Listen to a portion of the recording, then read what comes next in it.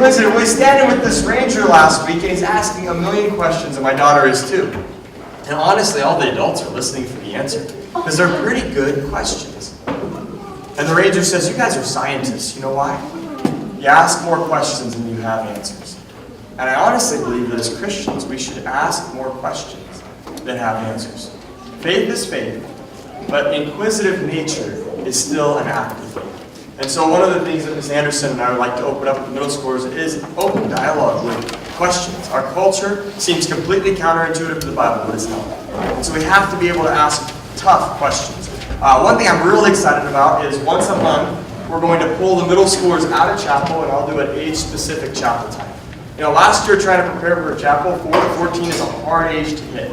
You either entertain the 4-year-olds and the middle schoolers like, this is so boring.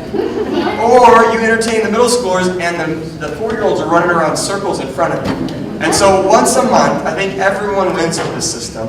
The person who's teaching chapel in here will be able to age specific 4 to about 10 or 11, and then I'll be able to do a little bit older. So what does it look like? I don't know.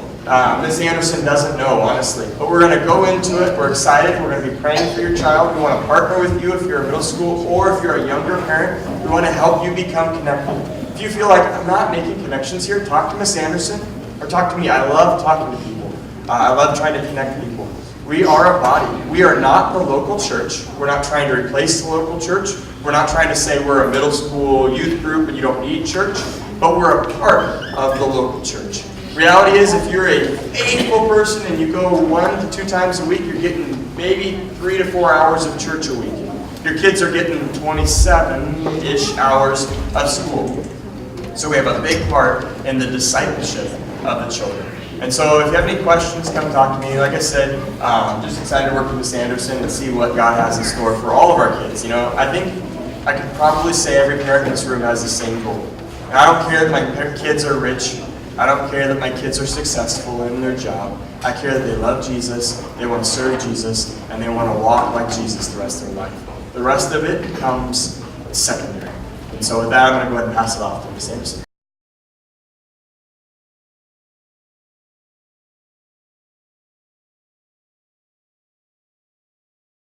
I'm so excited about Kevin being a father. What a blessing. So I did want to share with you what our theme for the year is. Our theme is becoming God's best, and that has so many dimensions to it. It really speaks to excellence, but what is excellence? Excellence is not perfection. Excellence is being able to fail, getting up, and trying again, and then being successful. That's what excellence is. We want to make sure our kids understand the difference, because perfection can be binding, but excellence is life-giving. Because when you know you've worked so hard and figured out how to do this, how exciting that is. And so I wanted to share that with you, but becoming God's best is really finding out who we are, finding out what our best is, not comparing. There's so many aspects to it. So throughout the year, that's what the theme of our chapel time is going to be. Really exploring all those things of what is becoming God's best. So that was really exciting to me when we came up with that, and I really just felt like the Lord really has that for us this year. I wanted to introduce some very, very important people in my life. I hope she's here. Cindy Sherfick. She was the person that was the registration person. She is going to be in the office, and she does most of the accounting, budgeting, a lot of that kind of stuff. And then Dunia Basi. Can you stand up, Dunia? So Dunia is going to be, she's going to be communication. She's going to be doing the weekly newsletter. She's going to be putting Band-Aids on children that will never get hurt, I promise. And so those are the 2 people that are going to be in the office, and I'm so grateful. And then 2 more people that I need to stand up is Lynn Paulin. She is the executive over middle school. And then Bonnie Penny. She is the executive over elementary. And I'm so grateful for these women of God that meet with me weekly and say, Annie, if you do that, that will kill the teachers. That's what I need to hear, because I am not in the classroom, and so they just give me great wisdom, and I'm just very, very grateful to them. Thank you.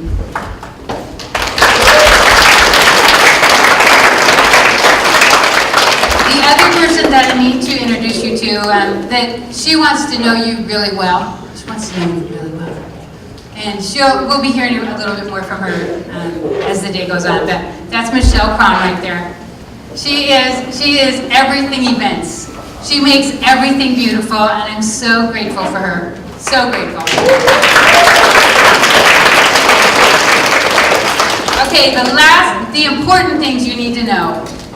Right out that door and to the left are the bathrooms. Okay, there's bathrooms there, and then there's bathrooms on the other side too. And we have put signs there, thanks to Mrs. Cron, and you can use them all. There's signage there for Sundays, but we aren't there for Sundays, so you can use all the bathrooms because you are with your kids. It's all good. Okay? Okay. So I think I've covered it. Isn't God good? I'm so excited y'all are here. So I know what I need to. So the people that are at the information counter, that's this south wall by the stained glass, though they have an after-school class that they are offering.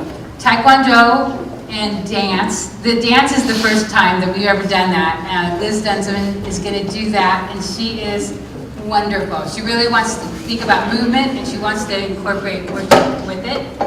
And she has more information at the counter there.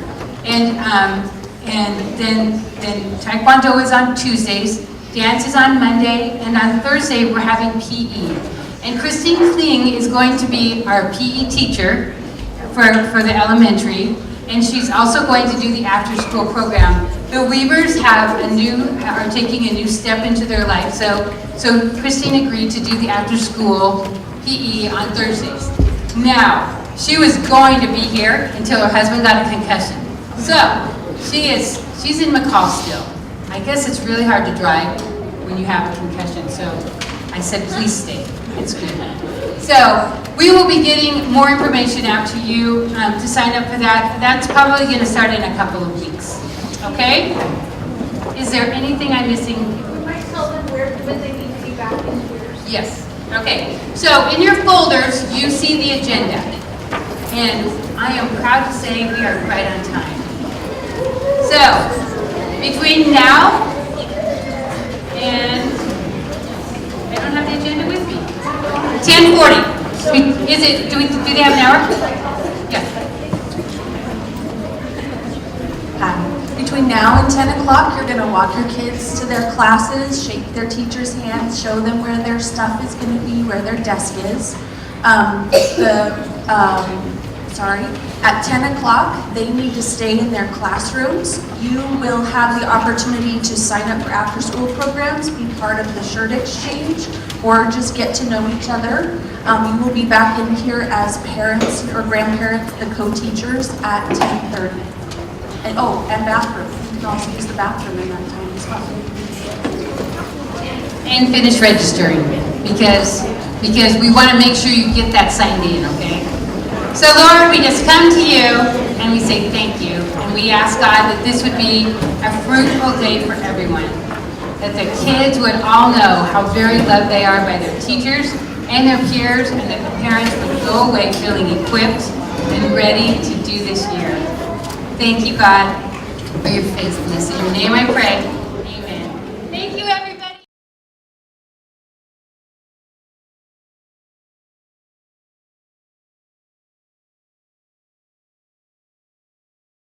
So, here we go. The first thing I want to talk about with you is that from 4th up through 8th grade, kids will definitely learn Shirley English, which is the grammar portion of our English curriculum.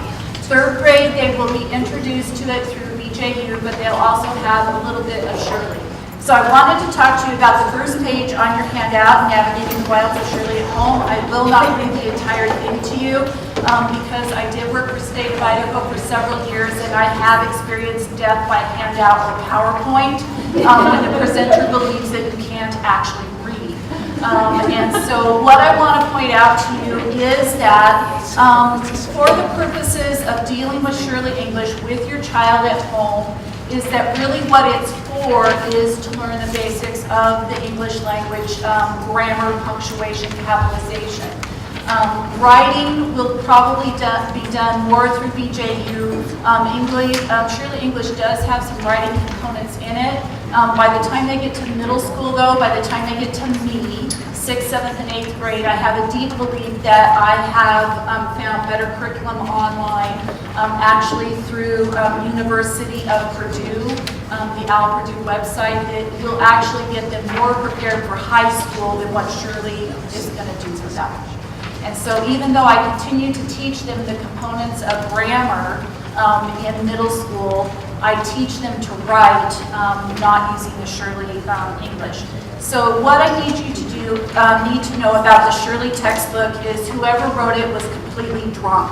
It is not written in a linear way. It's not written in a way that most normal people can understand. And so when you open the chapter, you would think like you would have all the vocabulary, and you would have all of the comma stuff, and you have all, no, it so does not work like that.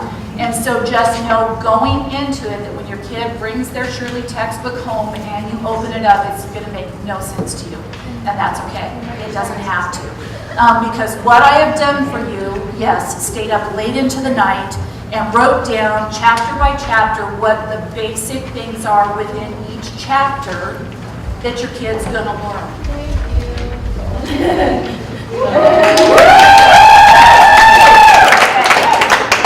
So, if I were you, and I give handouts to my kids in middle school, that I tell them this handout is so important that when you are on your deathbed and your family is gathered around you and they are wondering who's going to get the big diamond ring and the boat, you're like, no, this handout is worth more than that. So I would say to you, this handout is worth that to you. Don't lose it. Okay, so I'm not going to read any of that to you. What I want you to know, though, is that, yes, the chapters are difficult. I am teaching the teachers to look at the test that is at the back of the chapter, figure out what the key components of the chapter are, where they are, how to line them up, and teach it so that the kids have some kind of linear learning experience. The other thing that you need to know is that the 3rd, 4th, 5th, 6th, all those curriculum follow each other. They repeat each other chapter by chapter, concept by concept. It just gets more intricate the higher they go. Are second graders no longer having? Second graders are no longer having. Didn't really have. No. Second graders really didn't have it this last year. Ish. I had a third. Last time I had a second grader, we had it. So I'm having a second grader again this year, and was wondering. They're off scot-free. Okay. No, Shirley. Okay. So, I want you to be aware of a couple of important things that to me, because my kids went through this curriculum, and so I've seen it both as a parent and as a teacher. So what's important is in, when I say first on your page here, what's important is in the back of the book, there are pages that have colored edges. And they are all of the stuff that actually means anything. And so you will see in the back of the book, there is what I like to call the gray pages. It's actually under the resource tool, and this is in every level. And the pages have a gray edge around them. They have all the classifications, they have all the punctuation rules, they have all the stuff that's embedded within the chapter. And as your kid's trying to sit there, figure out what the rule is for where this comma goes, and you have no earthly idea which chapter was that in, and which page was that on, and how do I get back to it, you don't have to get back to it. It's in the back of the book, all in one place. Also, they will learn jingles that tells them a sentences, complete. And the jingles actually help you survive things like the adverb and adjective questions. The jingles are also in the back of the book. So the back of the book can be the parent's friend. Okay, The other thing that I want you to know is that there are 2 textbooks at each level. There's Book A and Book B. I have advised the 4th, 5th grade teachers, I only want them to teach the concepts through Book A. Because you eventually get into concepts that are so deep and so intricate that their little brains will melt and come out one of their ears if they are taught that concept at a fairly young age. And so some of the concepts that are near the back, that are chapters like 12 through 20, are taught just like we in middle school. So it's important to know that, yes, it will take the teacher the majority of the year to get through Book A, and that yes, if you were here, you had a kid that was in 3rd grade last year and they're going to be in 4th grade this year, they're going to rehear some of it. And that's okay, because again, their brains melted down during the summer and they're gone. They're gone. And so the teachers need to review some of that. Okay, so when you're at home and the kid has their little sheet, and I've made one for you, so turn to your workbook page. It should be the next copy that you see. And so this is what a typical workbook page will look like. And the teacher has taught that concept to them at school, but then they get home and they get it in front of them, and you say, what did your teacher say? And they go, recess is in 10 minutes. Because that's what all my kids said. And so that does not help when you want to do this workbook page with them, right? And so I am going to do this workbook page with you, but I'm going to cheat a little. So on exercise 2, what are the adverb questions? Does anybody in here know what the adverb questions are? How do you know to identify an adverb? Because an adverb answers how, where, when. Fill it in. How, where, when.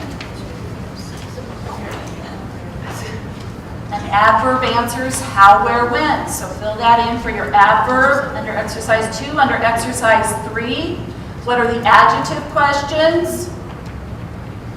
Which one? What kind? How many? Which one? What kind? How many? Those are the adjective questions. Your kid's going to need to know that from the minute they start Shirley till the minute they walk out of my classroom at the end of 8th grade. They need to know these. I mean, if, I don't know if you're into juvenile tattoos, but maybe you get them like on the forearms, that can work. I don't have a problem with that. Okay, so. You wouldn't consider that cheating if they have that? Oh, good heavens, no. No, if that kid's tough enough to get a tat. Okay, so you will see then that back up at the top you've got 2 sentences. Here's your sentences. And the first thing that the teacher is going to teach is the first thing you need to find in the sentence is the subject noun. So the what or the who. So in this first sentence, I can see that you are all deeply intelligent people. Who wants to guess at what the subject noun would be in the first sentence? Trees. Very nice. All right then. So there's the subject noun, and that's how we classify in Shirley. We put the abbreviation up above the word. So they have the subject noun of trees. So then what's being said about the trees? What's your verb? Sway. Sway. Trees sway. Woohoo! All right, now we go up to the front of the sentence and we have the word several. Several is either, I would guess, an adjective or an adverb. So look at your questions. Because it answers the question, how many? Very nice. Then you have large, and so it would be a, yell it out, baby, I'm holding it. Adjective because it answers the question, what kind? Large, yeah. And then you have pine, which is a adjective because it answers the question, what kind?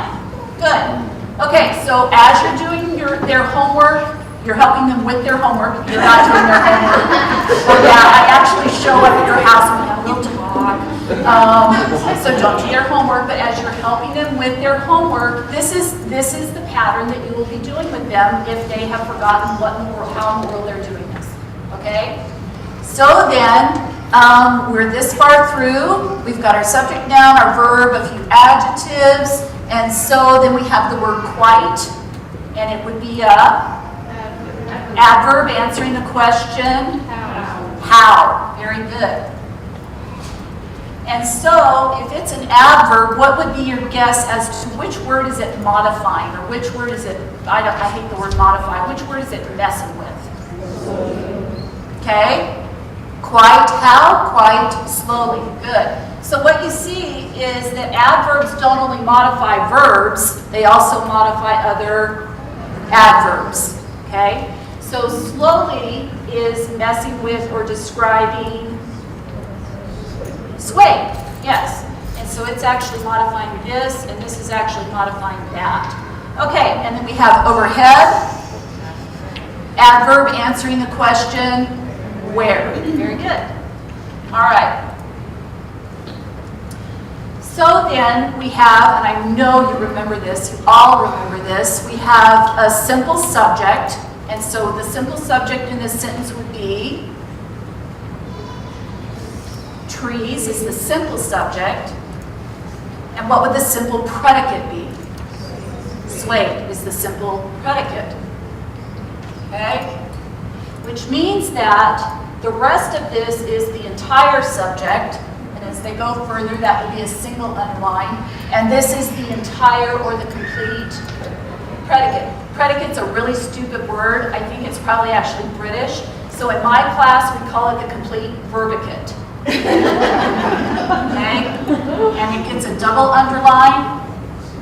And what that means, really, is at the end of the day, you have in Shirley English a subject, noun, verb, pattern, one sentence. There's 5 patterns in Shirley English. This is the first and the most basic. What that means to you is that the core of this sentence is trees swayed. And the whole rest of it, so trees swayed being the basic part of a sentence, this is like you at home in your pajamas.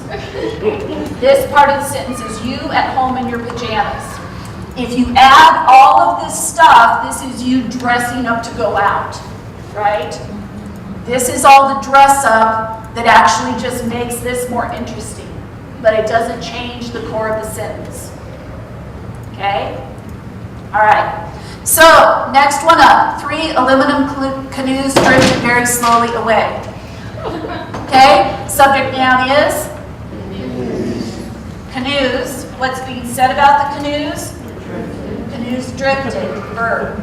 Okay, 3 would be a adjective. Why?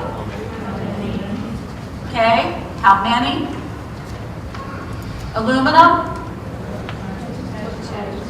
What kind? So it's an adjective.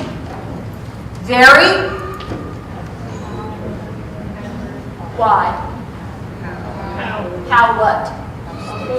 How slowly. Very good. And what I just tell them is very and not are always adverbs. Till the day you die, that's what they are. Okay? All right, slowly then would be the adverb. Away.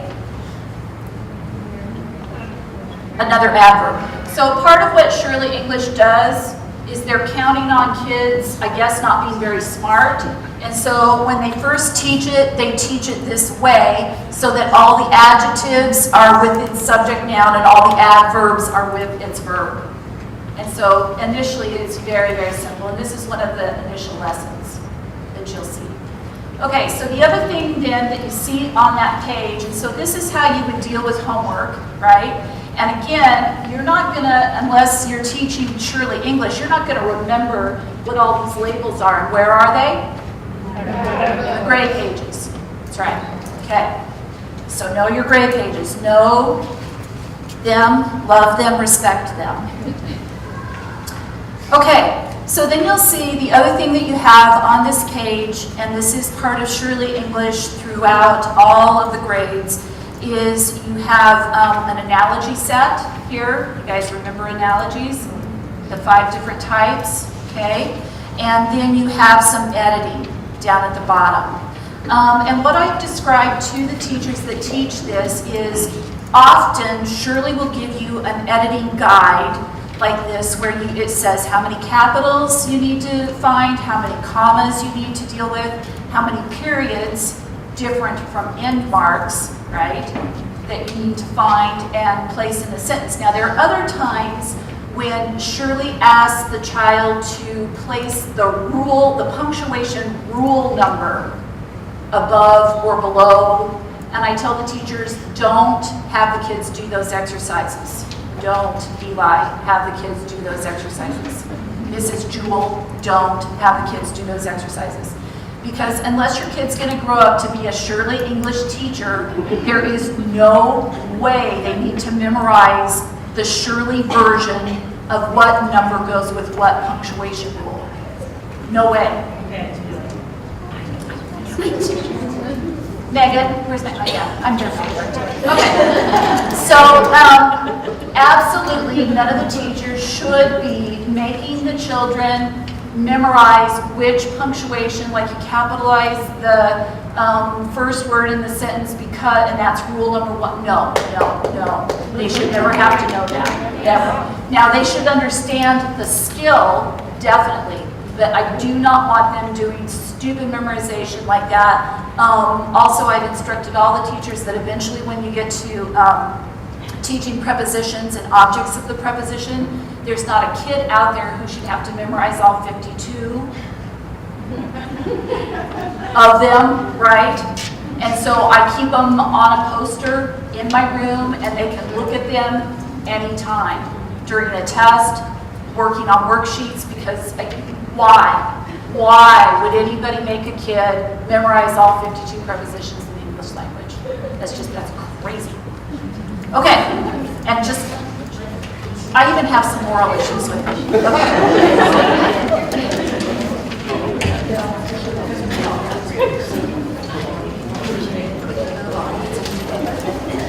All right, anybody have any questions about Shirley?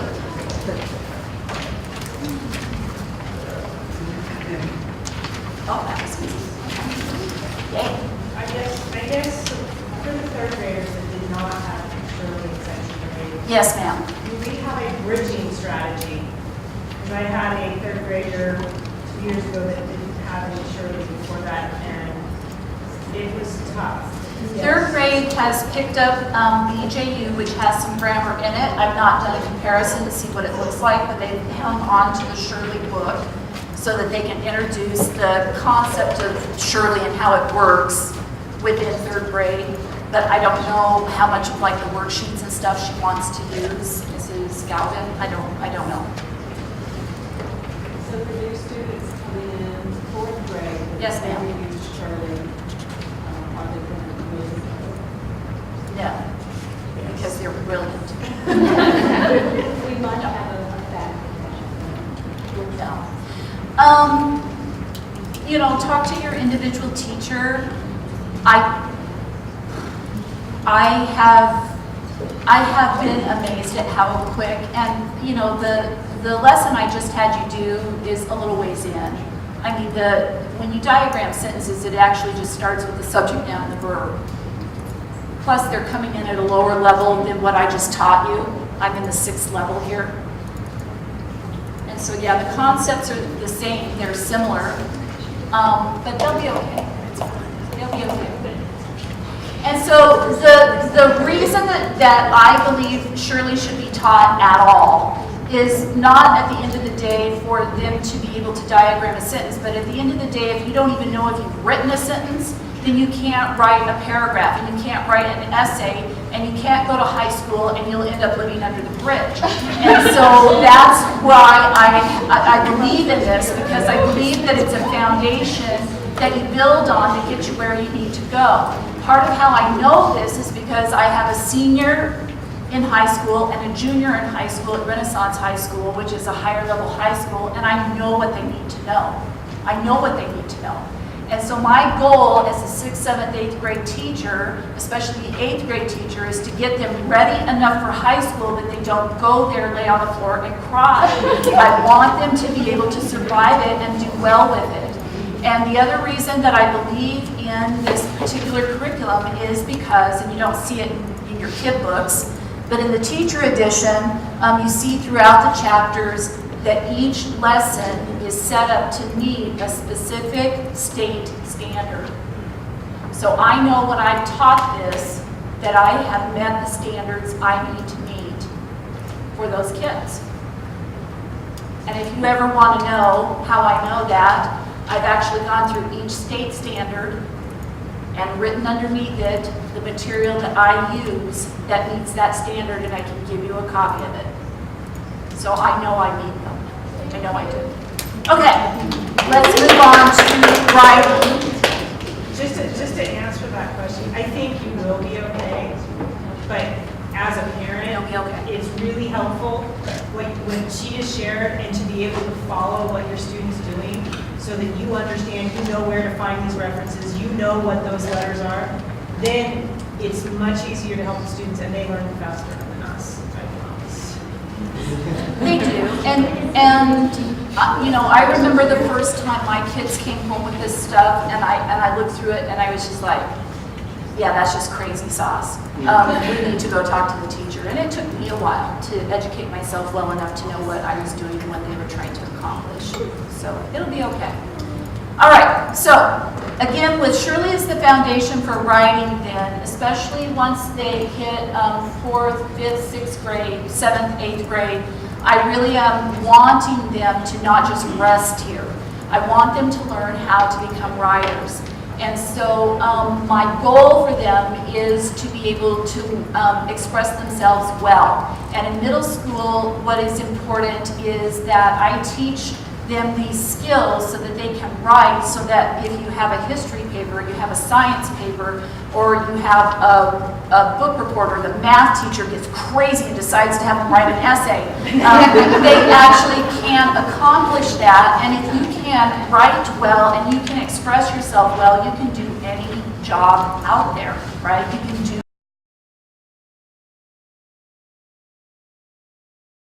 anything. And so it's important that they learn that skill, at least it is to me. And so the next thing I put in your handout is a copy of a 6th grade rubric.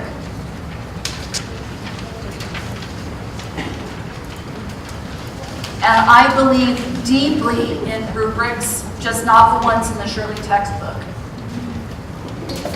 And so what I'm showing you now is a rubric that came out of my head. It's a real basic one for 6th graders. And I call it the yellow brick road. If you can follow the rubric, you can get to the land of Oz. You can do it. I don't know what happens once you get there, but you can get there, okay? And so if you go through and you see that I have structure, evidence, mechanics, critical thinking, and needs assigned requirements are my big basics. In structure, you know, if they have an opening paragraph, it has a thesis statement that meets the requirements. They have 3 distinct middle paragraphs. And so when, as a parent, I would be sitting there, because you'll notice down at the bottom, go down to the bottom where it says parent, peer editing, a rough draft with parent editing along with final draft are both submitted along with completed outline. You will be required as parents to edit their rough draft. Liar.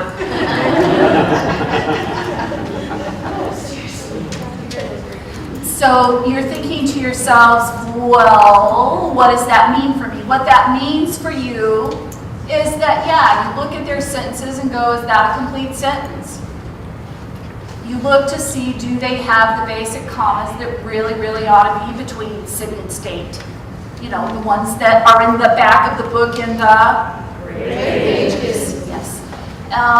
You look to see if they have things capitalized correctly. You look to see that if they have created a paragraph, it's actually indented 5 spaces, right? I don't want you rewriting their papers. Trust me, I know when I get a paper back that's been written by an adult.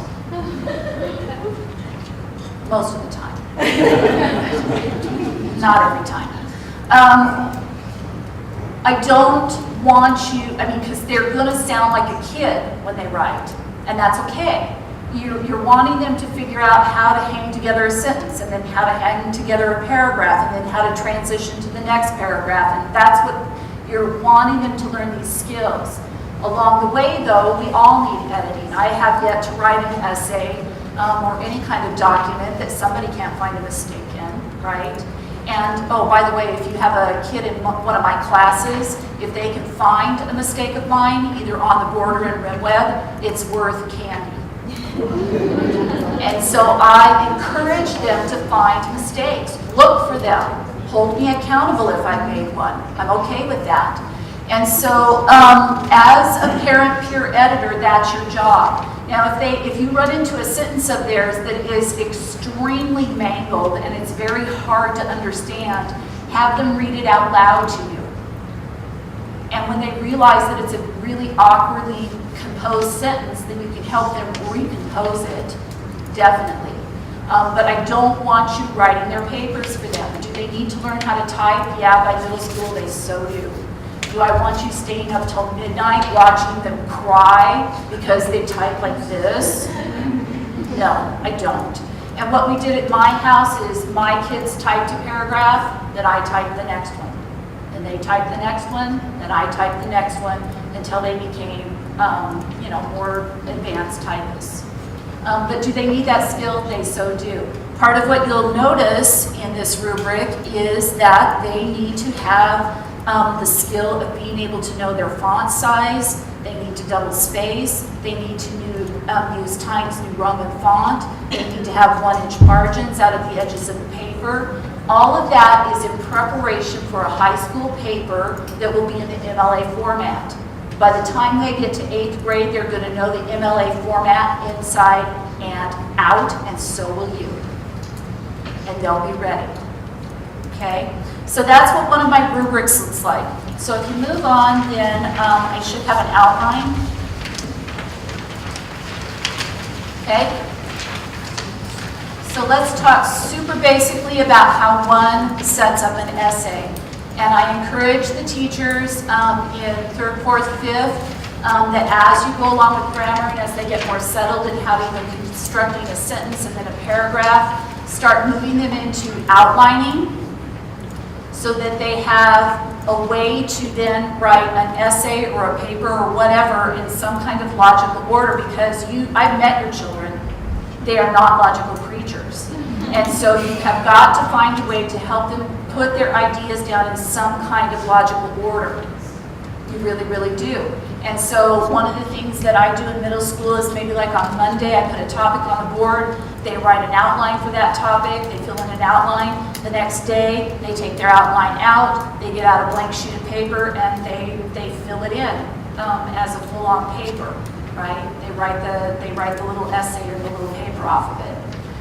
And so teaching them how to have some kind of logic in their order. So this is exactly how I teach how to write any kind of paper, any kind of essay, paper. In middle school, I have them write persuasive essays because middle schoolers are full of opinions and are more than willing to share said opinions. And so we write about things that they can take a strong viewpoint on and support it and convince me of it, okay? So we start out in any kind of essay with an introduction, yes? You all remember this somewhere from some English teacher along the line told you that you need an introduction. I tell the kids that what I want them to start with is a good hook. Does anybody remember what a hook is or what it does? Draws you in. Literally hooks you and drags you in, right? I encourage them to make the hook completely and utterly audacious. So for this particular essay, I already have my 3 supporting paragraphs written in. But for the hook, the topic of this essay is video games are good for children. Anyone want to go there with me? Every middle schooler in the world wants to go there with me. Okay? They want to write an essay about this because they believe in it. They have a deep belief that that is true. Okay? So I encourage them that a good hook for that might be, my parents are old and don't believe that video games are actually good for you. But in truth, video games are good for you. Right? Who wouldn't want to read that? Anybody would want to read that. Do you believe that video games can be your best friend? Great hook, right? Because who wouldn't want to read that?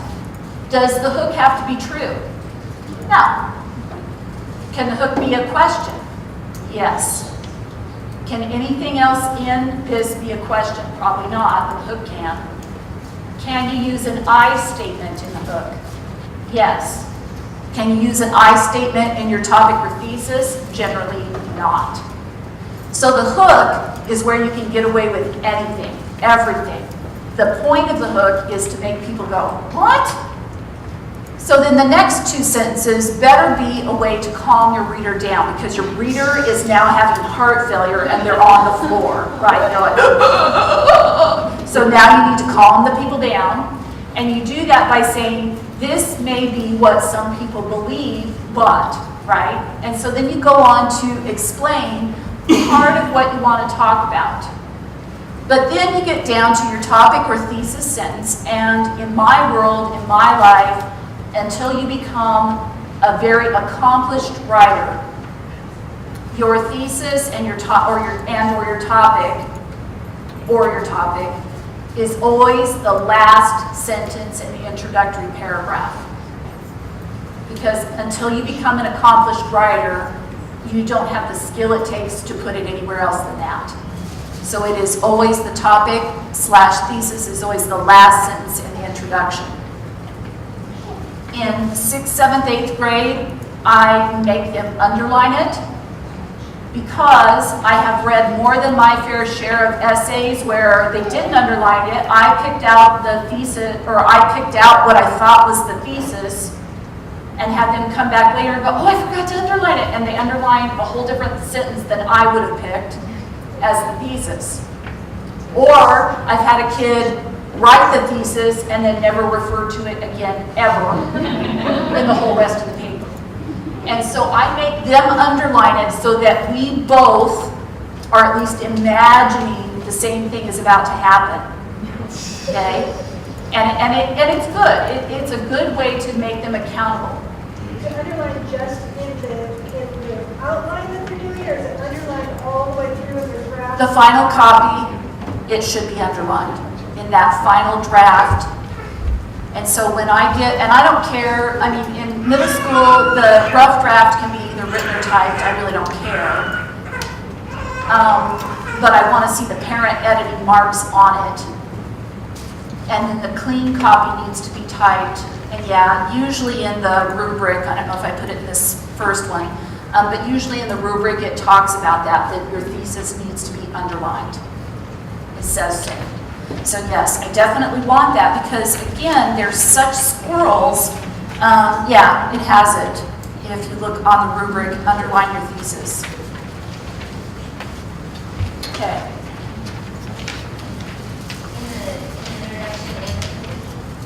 Nope. I want your thesis underlined in your introductory paragraph, and it should be the last sentence in the introductory paragraph. You shouldn't completely rewrite your thesis in the conclusion anyway. You should refer to it. I should have some notion that you remember it. But no, don't completely rewrite it. Okay. Just so you know, instead of just restate topic thesis. And so the next thing I put in your handout is a copy of a 6th grade rubric.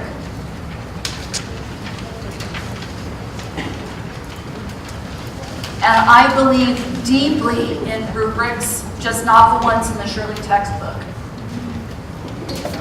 And so what I'm showing you now is a rubric that came out of my head. It's a real basic one for 6th graders. And I call it the yellow brick road. If you can follow the rubric, you can get to the land of Oz. You can do it. I don't know what happens once you get there, but you can get there, okay? And so if you go through and you see that I have structure, evidence, mechanics, critical thinking, and needs assigned requirements are my big basics. In structure, you know, if they have an opening paragraph, it has a thesis statement that meets the requirements. They have 3 distinct middle paragraphs. And so when, as a parent, I would be sitting there, because you'll notice down at the bottom, go down to the bottom where it says parent, peer editing, a rough draft with parent editing along with final draft are both submitted along with completed outline. You will be required as parents to edit their rough draft. Liar.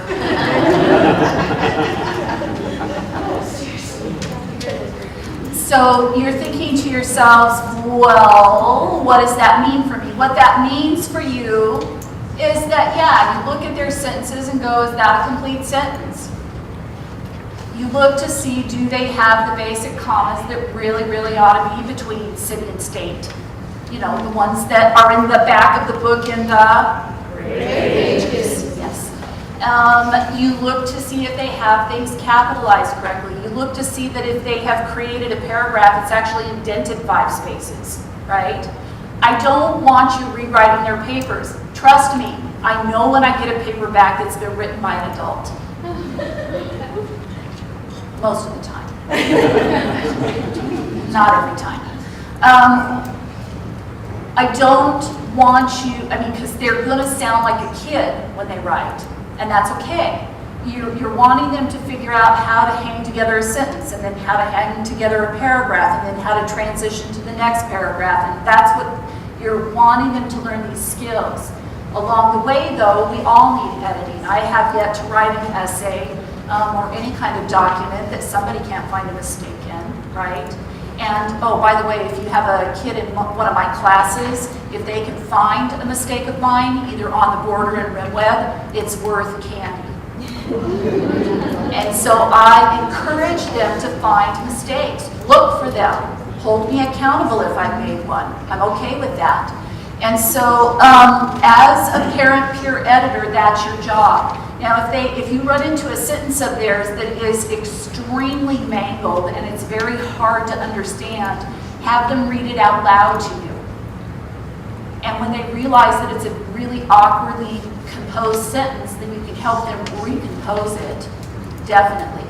But I don't want you writing their papers for them. Do they need to learn how to type? Yeah, by middle school they so do.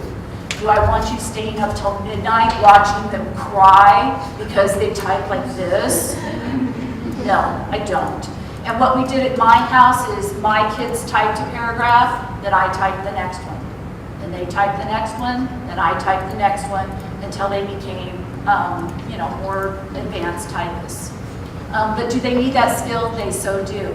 Part of what you'll notice in this rubric is that they need to have the skill of being able to know their font size. They need to double space. They need to use Times New Roman font. They need to have 1-inch margins out of the edges of the paper. All of that is in preparation for a high school paper that will be in the MLA format.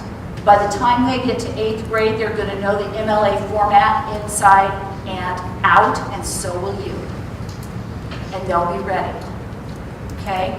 So that's what one of my rubrics looks like. So if you move on, then I should have an outline. Okay? So let's talk super basically about how one sets up an essay.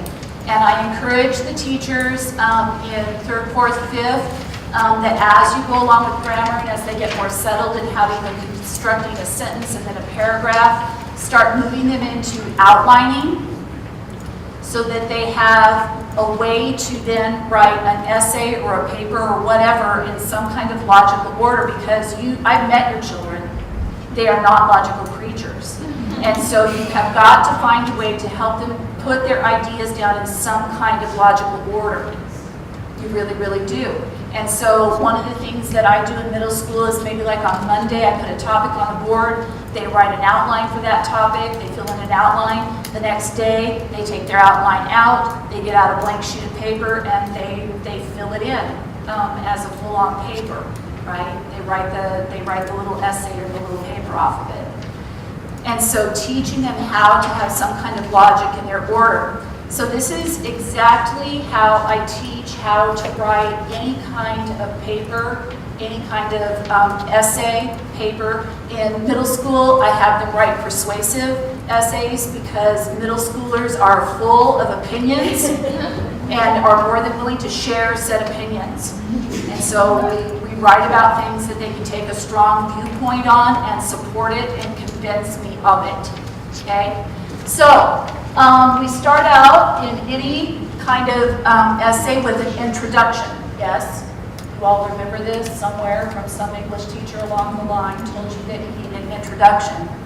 I tell the kids that what I want them to start with is a good hook. Does anybody remember what a hook is or what it does? What? Draws you in. Literally hooks you and drags you in, right? I encourage them to make the hook completely and utterly audacious. So for this particular essay, I already have my 3 supporting paragraphs written in. But for the hook, the topic of this essay is video games are good for children. Anyone want to go there with me? Every middle schooler in the world wants to go there with me. Okay? They want to write an essay about this because they believe in it. They have a deep belief that that is true. Okay? So I encourage them that a good hook for that might be, my parents are old and don't believe that video games are actually good for you, but in truth, video games are good for you. Right? Who wouldn't want to read that? Anybody would want to read that. Do you believe that video games can be your best friend? Great hook, right? Because who wouldn't want to read that? Does the hook have to be true? No. Can the hook be a question? Yes. Can anything else in this be a question? Probably not, but the hook can. Can you use an I statement in the hook? Yes. Can you use an I statement in your topic or thesis? Generally not. So the hook is where you can get away with anything, everything. The point of the hook is to make people go, what?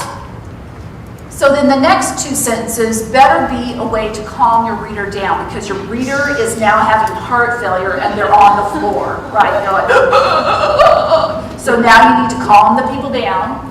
And you do that by saying, this may be what some people believe, but, right? And so then you go on to explain part of what you want to talk about. But then you get down to your topic or thesis sentence, and in my world, in my life, until you become a very accomplished writer, your thesis and your topic is always the last sentence in the introductory paragraph. Because until you become an accomplished writer, you don't have the skill it takes to put it anywhere else than that. So it is always the topic / thesis is always the last sentence in the introduction. In 6th, 7th, 8th grade, I make them underline it because I have read more than my fair share of essays where they didn't underline it. I picked out the thesis, or I picked out what I thought was the thesis and had them come back later and go, oh, I forgot to underline it. And they underlined a whole different sentence than I would have picked as the thesis. Or I've had a kid write the thesis and then never refer to it again ever in the whole rest of the paper. And so I make them underline it so that we both are at least imagining the same thing is about to happen. Okay? And it's good. It's a good way to make them accountable. Is it underlined just in the outline that they're doing, or is it underlined all the way through in their draft? The final copy, it should be underlined in that final draft. And so when I get, and I don't care, I mean, in middle school, the rough draft can be either written or typed, I really don't care. But I want to see the parent editing marks on it. And then the clean copy needs to be typed. And yeah, usually in the rubric, I don't know if I put it in this first one, But usually in the rubric, it talks about that your thesis needs to be underlined. It says so. So yes, I definitely want that because again, there's such squirrels. Yeah, it has it. If you look on the rubric, underline your thesis. Okay.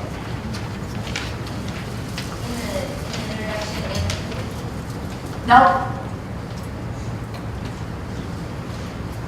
I want your thesis underlined in your introductory paragraph, and it should be the last sentence in the introductory paragraph. You shouldn't completely rewrite your thesis in the conclusion anyway. You should refer to it. I should have some notion that you remember it. But no, don't completely rewrite it. Okay. Just so you know, it says restate topic, thesis, and principles. And I explain that more clearly to them. That restate doesn't mean rewrite word for word. It means, yeah, it means refer back to, give me some wording out of your thesis or your topic. Okay. Okay, so when you're a baby writer, yes ma'am. So the structure that you're describing, is this only for persuasive papers? Not necessarily. When like starting with the book and having the topic thesis be the last sentence in the... No. It can be in like a descriptive paper. And so I start them out with like easy stuff like how to plan a party. And that's not persuasive, that's just informational. And this can still go for that. Yeah. It seems like we were doing a structure before where the topic sentence was always the first sentence. Yep, some people believe that. I think they're dead dog wrong. No, just a purely individual opinion. But what I'm teaching them is that your topic or thesis is at the end of the introduction because so far you've shown your reader the pool, you've walked them over to the edge of the pool, you've gotten them onto the springboard, and now they're going to actually jump off the diving board into the pool. So that's why I have it at the end. So there's actually a method to my complete and utter madness. That's it. Okay, so, yeah. Do you do creative writing too?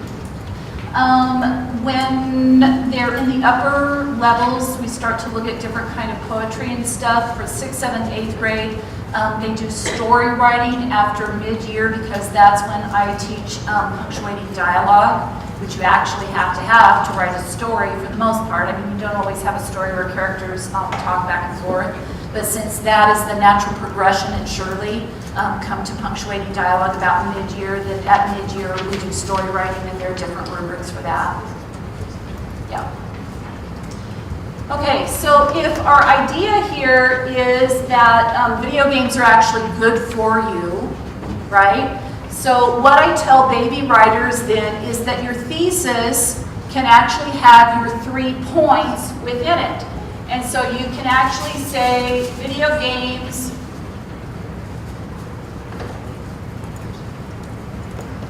are good for kids because, and then you can list builds eye-hand coordination, comma, increases attention span, comma, and teaches problem solving. And that can be what your thesis says, right? And when you're a baby writer, that's a really good thesis because then you know what you're getting ready to talk about. You just said so in your thesis. You just laid out what your 3 supporting paragraphs are going to be in your thesis, right? I mean, it's a long kind of rangy sentence, but for a baby writer, it's very helpful to them. They're like, okay, my first paragraph's gonna be about how to support my thesis because that's what these are for, right? They are to support your thesis. And the first point my thesis says is that it builds eye-hand coordination. Now, by the time you get to high school, if you're putting your 3 points in your thesis statement, your teacher's gonna have heart failure, right? Because that's a very basic skill. But again, we're building the skill. So by 8th grade, do I let them get away with stuff like that? Not really. not really at all. And I have a whole how to write a thesis handout that again, they will be giving to their great-grandchildren on their deathbed, right? Because they will have kept it, and it will be one of their prized possessions, the how to write a thesis handout from Mrs. Decker. And so do their theses get more sophisticated as they get bigger? Yeah, they so do. But at the beginning, it doesn't hurt to do it this way. It's okay. Okay, so video games are good for kids because, so there you go. Now you've got your reader knowing exactly what you're getting ready to talk about. They're ready to jump in the pool with you. So what's true about each of your supporting paragraphs is that they are each distinct, right? They each have a different point that you're getting ready to support, but they each tie back to your thesis. There's some kind of wording in each one of your supporting paragraphs that brings the reader back to your thesis. Again, I've read a thesis statement before and the kid never talked about it again, ever, in the whole paper. Great paper, never supported their thesis, not one time. Okay? So that's what these should do. So the idea about them is they should be distinct, each one of them, and they should each come back and support your thesis. That's how they work. All right, so what I've said to you about this writing,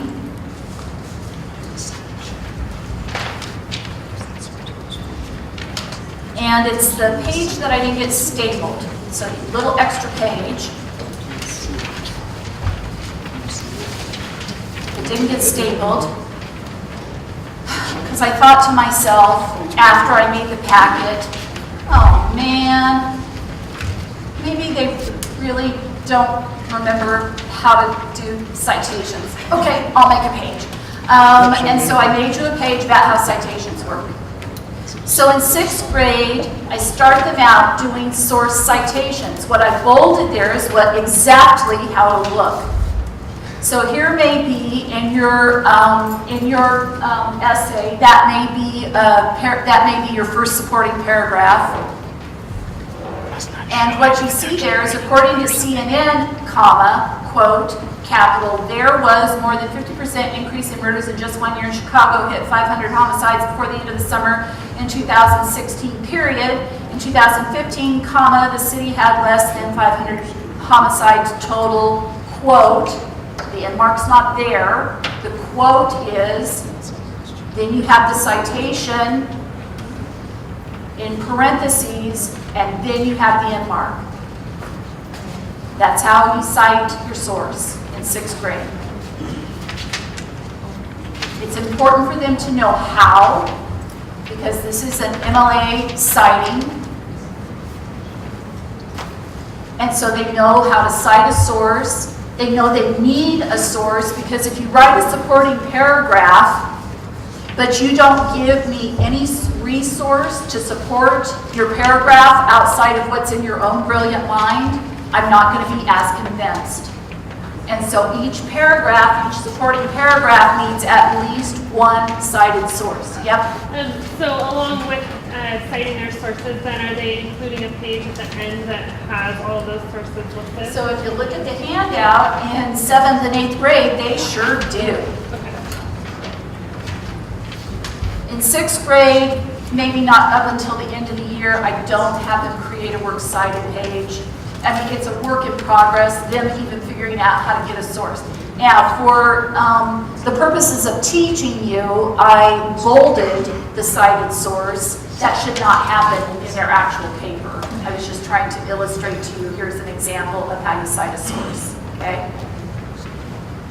7th, 8th grade, yes, same citation example, except that you would create a works cited page, and if you turn your paper over, you will see exactly what a works cited page should look like. And I will teach them how to create that citation through using son of a citation machines on the internet. And then you copy and paste it off because it actually creates a citation for you, and you stick it on your website page. Yeah, you guys wish I did the hula skirt instead of that. Okay. Any questions about citation? Do you give them a list of sources that Nope. are allowed and not allowed? I don't, because especially initially, it's going to be so simplistic. And as they get more and more sophisticated, and they write different kinds of papers, and they're doing different kinds of stuff, like maybe the National History Day project, where one of the works they may need to cite is a photograph, and you've got to put that on your works cited page, right? Actually, the Al Purdue website takes you step by step and shows you how to cite everything from a photograph to a statue to a tweet. Yeah, you can cite a tweet. I know, made my day when I found that out. Not that I tried it, but it made my day. And so, yeah, you know, I'm teaching them little by little by little by little how to make writing work. And so I've also put in your packet a page that shows you just basically how it looks physically. So you'll see a page that has a header up in the left corner that has Jill Decker, history, Mrs. Schlegel, and the date. It has the page number over in the right-hand corner, Decker 1. You see that the title is there, and then the different paragraphs. And so that is really, really, really basically kind of just physically how a paper looks, right? Double space, Times New Roman, 12 font. Okay. All right. So as a kid, maybe they just start out in 3rd or 4th grade with how to write an intro, and then maybe one supporting paragraph, and then the summary. I mean, this builds and builds and builds and builds over time. I don't expect that they'll be able to knock out a 5-paragraph essay just, you know, the first week of 3rd grade. Although I did have a talk with a young man earlier today who was expecting a 30-page essay to be assigned within the first week of school. He's 6th grade. Yeah, okay, I'm ready for him. Okay, and then the last thing you want to write is your summary. And summaries are really hard for kids because I don't know about yours, but mine never know when to shut up. They don't know how to stop talking. And your reader needs to know when you're done, right? They really, really need to know that. Then you also need to kind of tie your paper back together. So your summary should have some wording that restates your thesis, not word for word. Your summary should also have a little bit of information out of all the supporting paragraphs. And then your summary should also, because it's called a summary, right? You're summing up what you just did. And then your summary should also end with, especially if you're writing a persuasive paper, with some kind of, I just proved this to you, Mrs. Decker, kind of statement, right? Here is what I believe. Here is how I proved it to you. Here's how I proved it to you. Here's how I proved it to you. So it is the truth, Mrs. Decker. Okay? You need to end with a pretty emphatic, I've made my case. Is it considered taboo to begin that paragraph with in summary, comma? Not as an early writer, but as you get more sophisticated, really. We don't do that. Okay. All right. So then what I tell them is the very last thing you do for your reader is you pull a couple of the key words out of your summary paragraph, 2 or 3 words, and you bring them back up here, and they create the title. And when you get to high school, if you've done that, if you've taken a couple of key words out of your summary paragraph and you make the title out of it, your teacher thinks you're the bomb. I know this because my girl's high school English teacher emailed me last year and told me how amazing she was, because she had some skills like this. Okay? All right. So your title actually ends up being the last thing you write. Any questions about how to write an essay?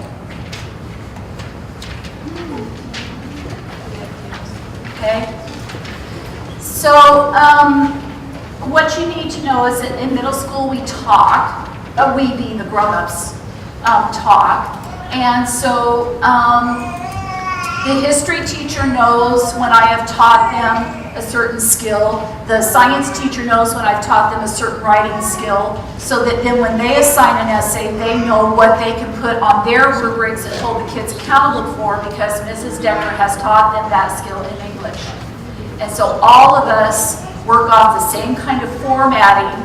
All of us have the same level of expectation for the grade, for the class, because they know that that's what they're working on in English. They know that that's something that the kids learn and should be able to reproduce.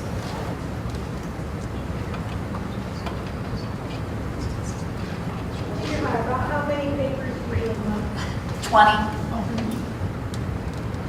One a day? one a day. I try to formal written paper that goes through this process. I really try to do a couple a quarter. It depends. I mean, the first quarter, I'm building so much foundation in 6th grade. Probably not, because they had an amazing 5th grade teacher last year, so I don't know how much foundation I'll actually have to build. I have to wait and kind of see what they can do. But yeah, I try to. The other thing that I like to do, sometimes I only have them write a couple, because then after they turn it into me and I go through and read it and make corrections. And my corrections hopefully aren't the commas, because you guys have already walked the road before me. So my corrections are really how to polish this, make the reader understand you better, make your point more clear. Those are my kind of corrections, very specific, not just, oh, great paper, I really enjoyed this. That's not me. I mean, maybe I did enjoy it, but I'm pretty specific in my feedback. And so then I will have them do that rewrite, and so I try to afford enough time for that to happen. So sometimes they don't write as many, because I'm looking for quality. Anybody else? Done.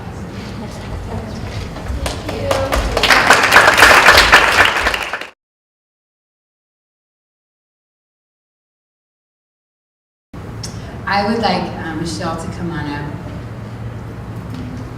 Michelle is an incredible blessing to our school, in that she sees the need for events that are really family friendly, and she also has made it so that middle schoolers are a community. So she does those lock-ins, and she's locked in with them.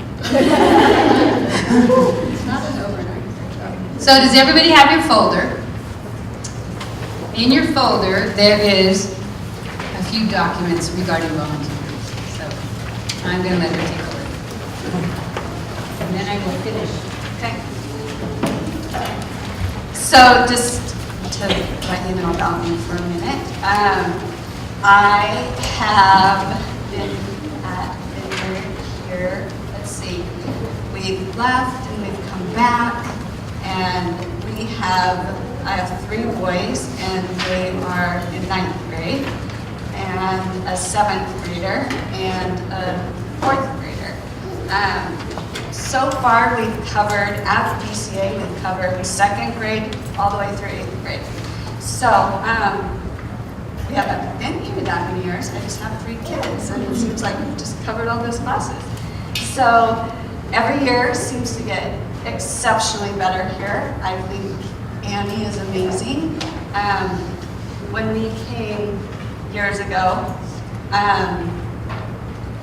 it was good. It was a good place for us, but now that we've come back, it's even a better place. My 7th grader is not here because on home days, it didn't go so well between us, and so we made the decision to put him in public school, which is a scary step. But after being here so long, I really feel like his foundation is there. And this was such a good place for him to know who he was in middle school and get that foundation and really understand that everyone here cares about him. everyone. The teachers care about him. He probably is super glad to go to public school so he doesn't have to deal with me every Thursday all day long. And I always know every single thing that is happening in his life when he was here because I'm here. So poor kid, he's like, it would be nice not to have you embarrass me in the halls. So, because I kind of have a habit of doing that. I just want to tell him I love him in the middle of everything, you know? So anyways, so yes, volunteering. I love events. I had no idea that I did. I love organizing. And so obviously, when you come here, you have to volunteer. So 2 years ago, I thought, okay, what can I do? I love to organize. I know, it looks like the printing room could be organized. So, and I really felt like I didn't really have a spot to be, you know, to organize. I didn't really feel like being in the class, or to volunteer. I didn't really feel like being in the classroom. So I approached Annie and I'm like, how can I organize this little area for you? And they're like, yes, you can. And I thought, okay, that's kind of strange. It's not that big of a deal. And it ended up being that what I thought I was organizing and what really got organized was the entire school, actually. I spent the next 6 months all day here on Thursdays, and I just loved it. First of all, because I was cleaning other people's stuff and organizing. But more importantly, I got to know the teachers, I got to know the students, and this just became home. And I think when you volunteer, that's what happens. You know, the more you volunteer and the more you know other parents, you get an opportunity just to feel like this is a part of your life. And this model, it is a part of your life. I mean, whether you're at home or you're here, it's just an extended family. And I am so grateful for all of you out there that have just come alongside and done events and stuff, because it's super fun. And everybody has a spot to be here. And so that's what we just want to make sure you guys all know, that there will always be an opportunity to volunteer. This is not an extensive list, even though it's pretty good. There's, you know, you can reorganize everything like I did, or whatever. That's not on the list. So VCA, obviously, we require 4 hours of 4 hours a month of volunteering. From what I've seen, it's pretty important to stay on track with that, so it doesn't accumulate at the end of the year, or, you know, months down the road, and you have 24 hours that you have to make up. That can be pretty overwhelming. So if you stay on top of it, it's much easier. Again, you don't have to do 8 hours a week like I did, but I also volunteered in the classroom 1 year, and I would just go in and I would read. I spent the last hour in the classroom, and I would help the teachers, and I would read to the kids, and it really gave me an opportunity to get involved with the teacher on a very personal level, as well as all the students in the class, which is so fun. An amazing group of kids here. So, you know, if you feel like you have to volunteer because you're like, I feel like I need to volunteer with my middle school, public school, because I'm not sure what's going to happen there. But that's okay. I'm probably going to do that too. So let's see what else. So again, if you guys, it's great. It would be awesome if you could circle the areas that you would like to volunteer and kind of be thinking about this year and what that looks like for you. Every event is a big deal here. And of course I would say that I'm the event coordinator, but it truly is. They're great community builders. The first one is our walkathon. We're going to do it as a walkathon / fun run, fun walk. And that... No, it's a color run. Right. Color run. What did I Not a say? fun run. It is a Oh, color. Can you say messy? Yeah, it's gonna be messy. Yeah, sorry, thank you. Thank you. Color walk. And that's our biggest fundraiser of the year. And so events take a lot of people to put them on. And it takes everyone from, you know, the very early planning stages all the way through to cleanup. And you don't, when you sign up for an event, please don't think that you're signing up to do all the way from the planning, all the way to the cleanup. But you can if you like. So yeah, there's lots of opportunities. If you guys have any questions, holler. Cindy and I probably, between Cindy and I will work with you guys on volunteer stuff. So you do your volunteer hours on RunWeb, and there's a paper that was handed out about that, right? So you guys are clear that that's where you track your hours. And make sure that you write those hours down. So also, when you come into VCA, you will sign the logbook and get a volunteer badge. And that's one way to track hours, as well as on RunWeb. That way you guys make sure you get all the hours that you put in. So you can also, for events, one more thing, and then I'm done. So don't think that you just have to be in the classroom or at an event. So there's lots of errands that we do, pizza lunches. There's people that volunteer to go and pick up the pizzas. And there are sometimes, like, for an event, I'm like, okay, I need supplies for this, so can you run and get those? So, or make the flyers for something at your house. I mean, I know lots of people have little kiddos and you can't leave the house very easily. So all of those things count, and we want you guys just to have opportunities. So any questions? Okay.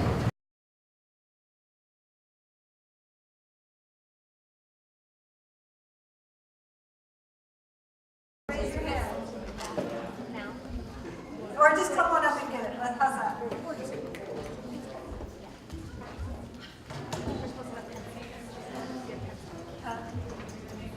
Yeah, instead of trying to run all over the class.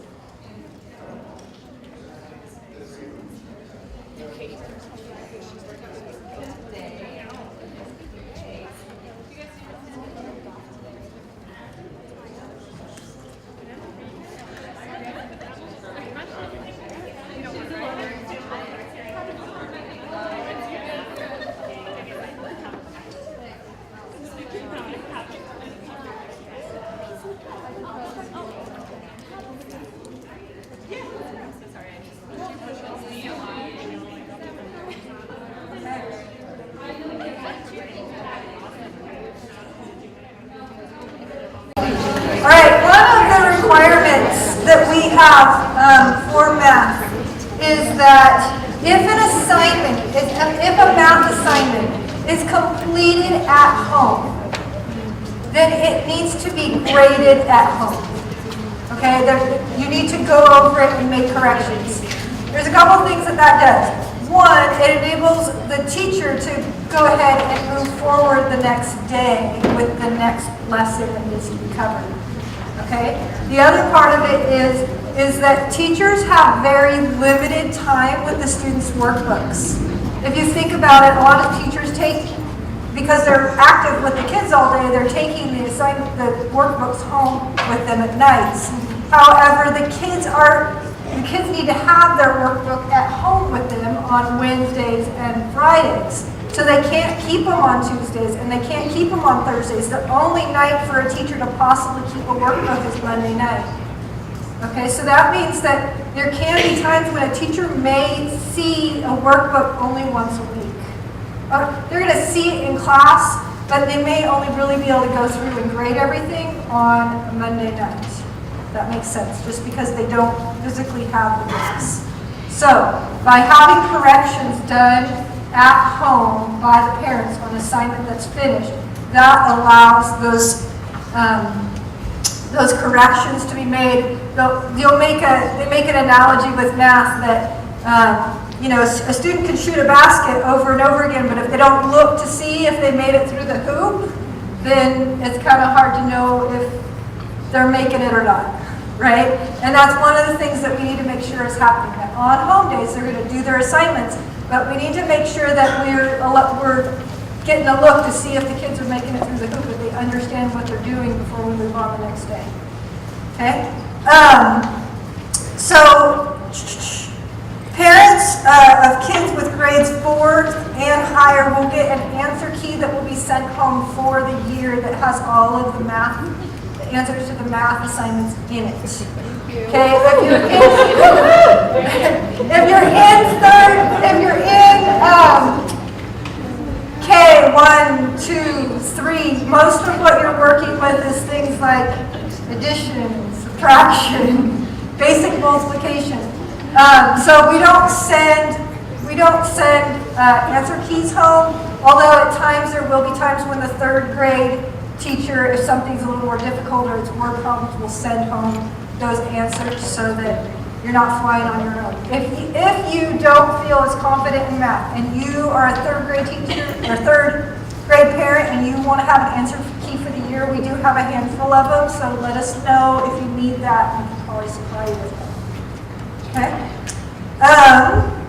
So I'm going to go over how we want you to go ahead and make corrections. One of the things that I found with parents over time is that I will be looking through workbooks and parents will have corrected it, but they never made a single mark on the workbook page.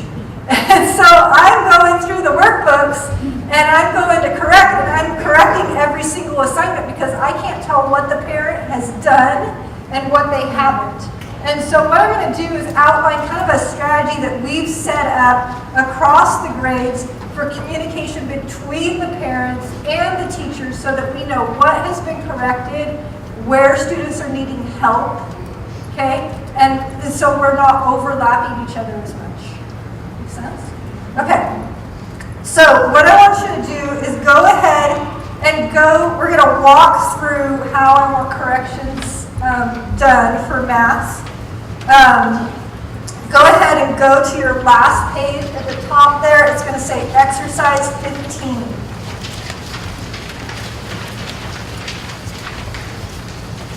Okay, and I want you to follow me and make these marks on this page as I walk through it.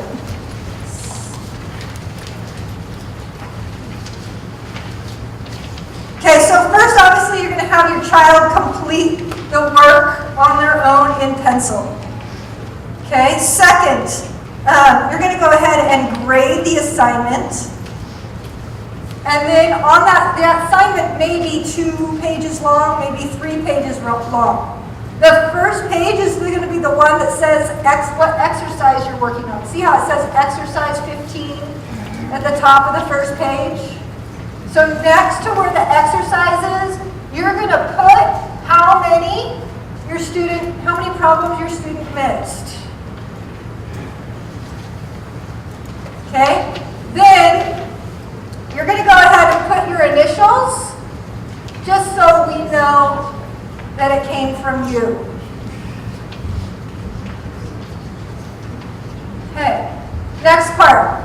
Your student, they've done their original work in pencil, right? One of the things that we as teachers like to be able to look at is the original work versus their corrected work when they've gone to make corrections. So when you have your student do corrections, have them do it in a different colored pen. So it can be a blue pen, it can be a colored pencil, just something that looks different than the pencil itself. Does that make sense? Yeah. Say there's a problem with multiple parts. Do you do like half points, or if they miss like part of the problem? So different teachers are going to have. So one of the things she's asking about is if they miss the problem the first time through, but they go ahead and make corrections, how many of those points can they get from what they missed? No. Like if there's like a problem number 1 has an A and B and C, like do those each count for 1 point? Or, like, so if they Oh, miss 2 out of 3. okay, so if I have problem 1 and I have an A, a B, and a C, Yeah. usually I'll count each one as a different problem. Yeah. That is something though to talk to your teacher about because they may work that a little bit differently. What Yeah. about like half credit business? Because my son, he loves to at least get half of it. If he made like a good attempt, when I mark the whole thing wrong, he just is like devastated. So I do like all this half credit business, but it's so messy.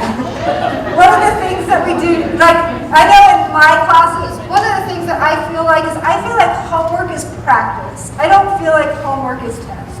So in my classes, what I do is that they can have their original amount wrong, but I will give them credit for any problems that they go back and correct. So that every single time they have the ability to get 100% on their homework. That policy is going to be different from teacher to teacher. So some will give full credit, some will give half credit. I'm going to leave that to the teachers and not set a standard policy across everything. Okay, so I've got -3. I've got my initial. My student has completed their work. So let's say they did this. Okay, and they did it wrong. And I'm having them take a different colored pen and go ahead and correct it. Okay?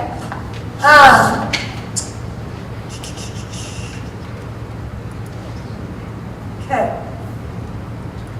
Students will be able to see. Okay.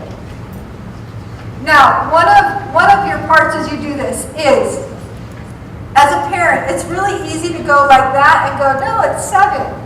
But we don't want to give our students, as much as possible, there's a lot of learning that happens when an error is made. And so we don't want to give our students the answer when they're going back to make corrections. We want them to look at it first on their own and say, look for small errors. That's most of the errors that are made in math, are small errors. So have them look through their work. Can you find your small error? Okay? If they can't do it on their own, then you can guide and walk them through it. But I wouldn't go straight to the answer. Make sense? Okay. Now, sometimes there will be assignments that are finished in class, and they will have been graded by the teacher, and they'll come home. If on a home day you go through and make corrections, then okay, wait, I skipped a step. You can tell I'm looking here. Okay, so I've got -3, I've got my initials. Once I go through and the problems are corrected, I'm going to write corrected on the top here.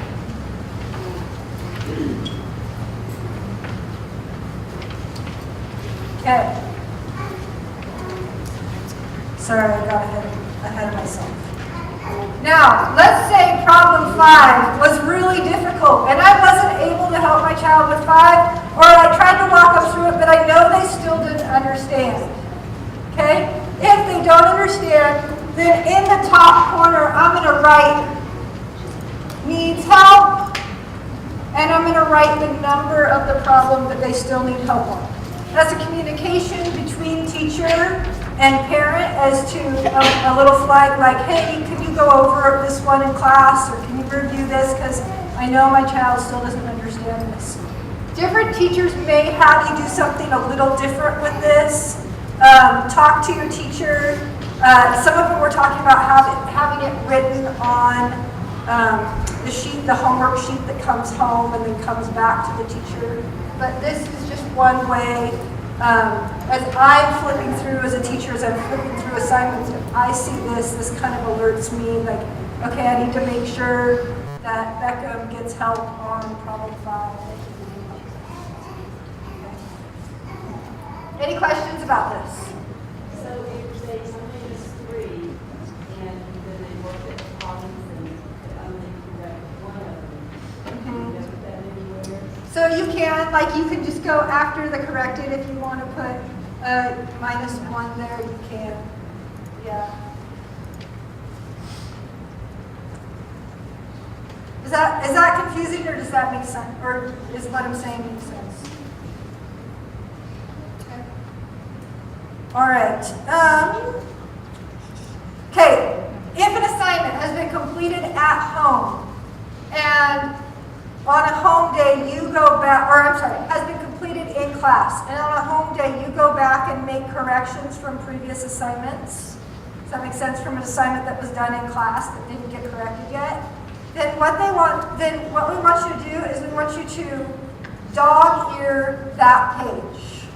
Okay? The dog ear in the workbook will let the teacher know, hey, even though it was a week ago, there's an assignment, and I've already got it in the grade book, there's an assignment back here that the student went back and made corrections, and I need to go ahead and look at that.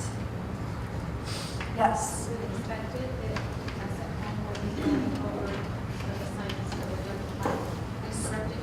So there's times when yeah, like one of the things that I would do is, especially if I have like a struggling math student, I would go, like when we're done, kind of go through, okay, what's been done in the last couple of days?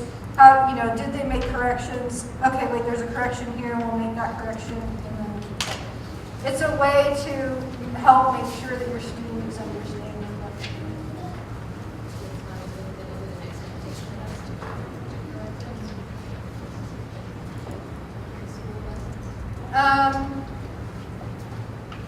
I would just say it's something that's really going to help them. It's a way to help support your student because you know they're feeling. Yeah. Will you say that again, Megan? What do you want? Dog ear the page if it's been done at school? Yeah, so if it was something that was done at school and it was correct and they missed some problems, but let's say it was done on Monday at school, and the teacher corrected it on Monday night, and you're coming home on Wednesday, and the teacher didn't have time to go back through all the corrections on Monday, then you might open it up and go back to Monday's work and say, especially if you know your student struggles some, go back and say, did they get all those? Yes, they did. Or, oh, look, there's a couple of problems we need to work here. And then I would dog ear that page to let them know that you went back and made those corrections. And then you're going to unfold that after you pick it up in the grade book, basically, right? Right. Yep. Okay.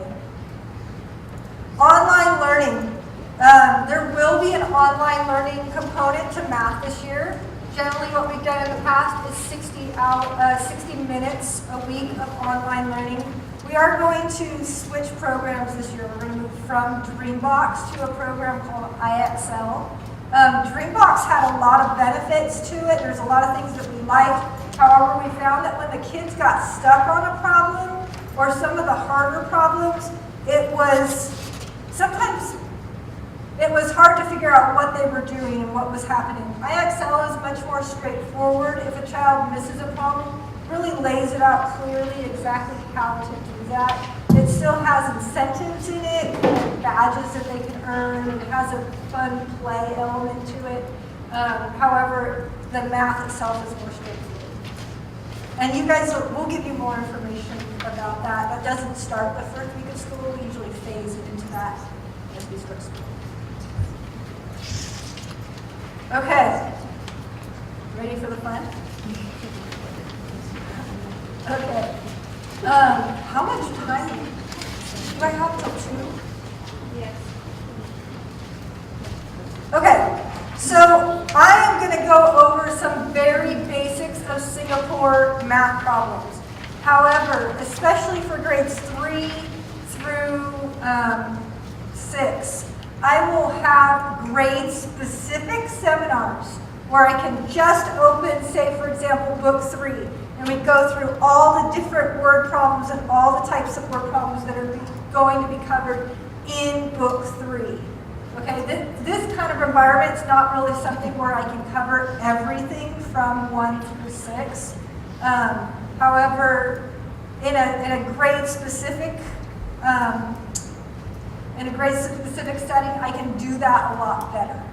So I'll probably run those, run one per grade, and probably most likely in the mornings, on a Tuesday or Thursday morning, between like 8:30 and 9:30 or something like that, right as you drop the kids off. Yeah, Could you possibly make a YouTube video for us to watch? that might be possible. I haven't tried that before, but if somebody wants to give volunteer hours and set everything up for video, then that might be a possibility. Yeah, We could just videotape your sessions you're talking about. Yeah. Yeah. Or it could be saved as a resource, and then we could also go back and rewatch if you wanted to. yeah, we can do something like that if we wanted to. I was also wondering, Megan, could you cover today the things that are going to be different from last year? Things that are changing as far as our use of things work? As far as the use of, I don't have a great, probably not in this setting. If I do that, I have about 10 minutes. If I do that, my time's gone. But we can talk about that more in individual sessions too. Okay. All right. So model method. Let's look at the models, the Singapore models. Do you have it? Nice. That's exactly what I'm looking for. Thank you.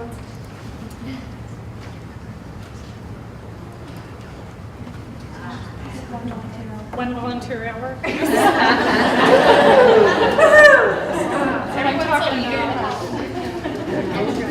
Okay, so two basic kind of word problems that you're going to see in Singapore.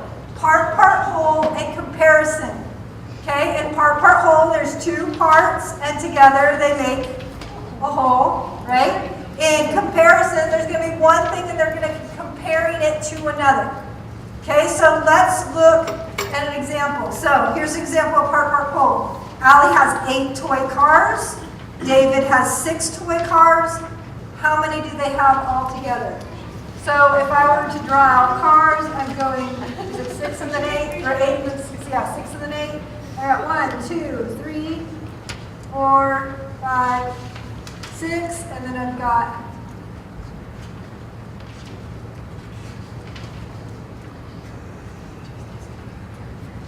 okay, so I've got 1, 2, 3, 4, 5, 6. And then I've got 1, 2, 4, 5, 6, 7, 8. Okay, this is how it starts at the lower levels. Eventually, these car drawings, they become boxes. So this one has a value of 6, and this one has a value of 8. Or I can mark each one off.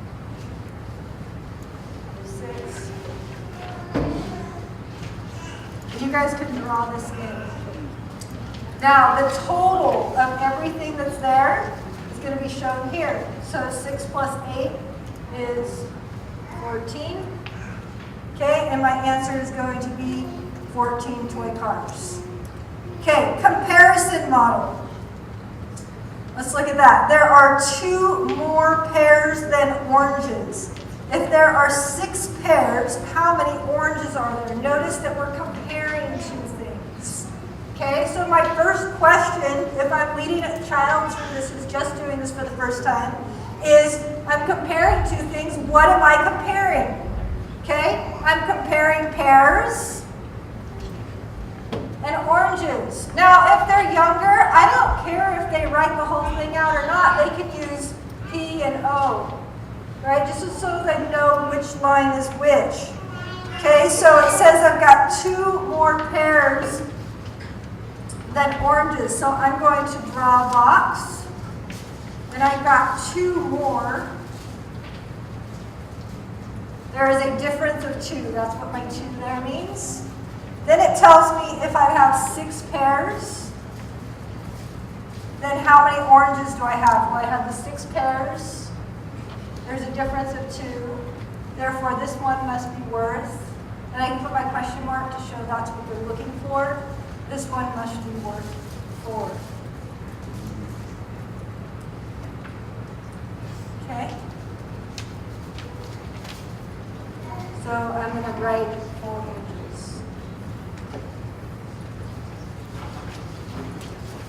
Okay. Yes. Okay, this is probably a silly question. Yes. Do you have a magic trick to make your son actually draw the pictures? Because my son looks at the problem and goes, oh, I can do that. And he'll just scribble something down. And I'm like, okay, hold on, Betty, let's draw this out, let's think through it. No, Mom, it's this. Right. Really? So what I've told my son all the way through is that these models, especially at the young ages, you don't feel like you need them as much because you've got it.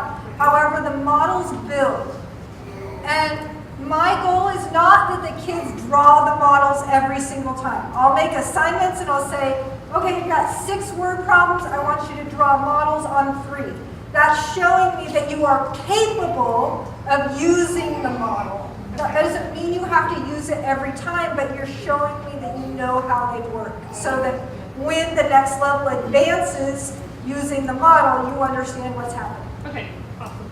Are the other teachers following suit with that? So when they come home and we are going over their assignments, okay, you need to pick your favorite 4, and that's where I need to see the model. Right, on their lesson plans, It'll say that. Yeah, they'll say, use it for this many, use it for that. Yeah. Okay, so let's look at number 1 on addition and subtraction. So 134 boys and 119 girls took part in our competition. How many students took part in the competition? So the first question I asked, comparison or part whole? Right, part whole. Okay, I've got my boys and my girls, and then all together I have my children. I'm not comparing the 2. Okay, so I draw out one thing, I've got 134. I draw out this one, I've got 119. And what I'm looking for is the total. So my total is going to go at the end. So to find the total, I'm going to take my 134, I'm going to add my 119, and I'm going to get 253 students.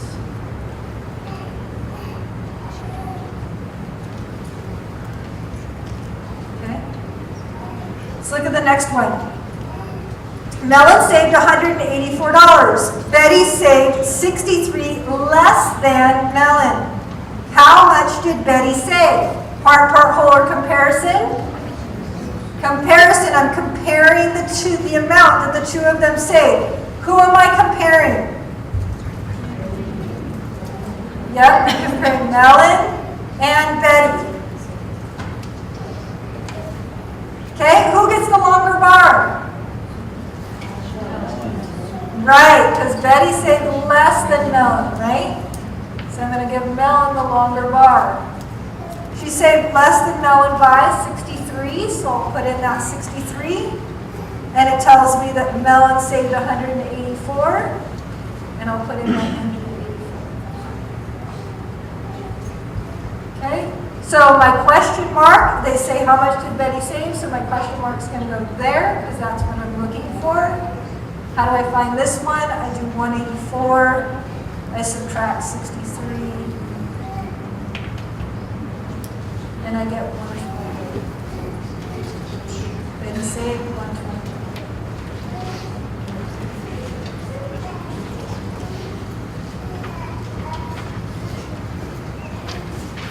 Okay. Now, you will see these types of problems. Singapore likes to go forwards and backwards and upside down, right? So in this problem, notice how they gave you the whole and a part, right? They also, you might do this kind of problem, and they might have given you a part and a part, and you need to find a whole. So how might that be phrased? How might that question look? It might say something like, Betty saved $121. She saved $63 less than Melon. How much did Melon save? Does that make sense? So part whole, or it can just change which parts they give you. Okay? All right. With multiplication.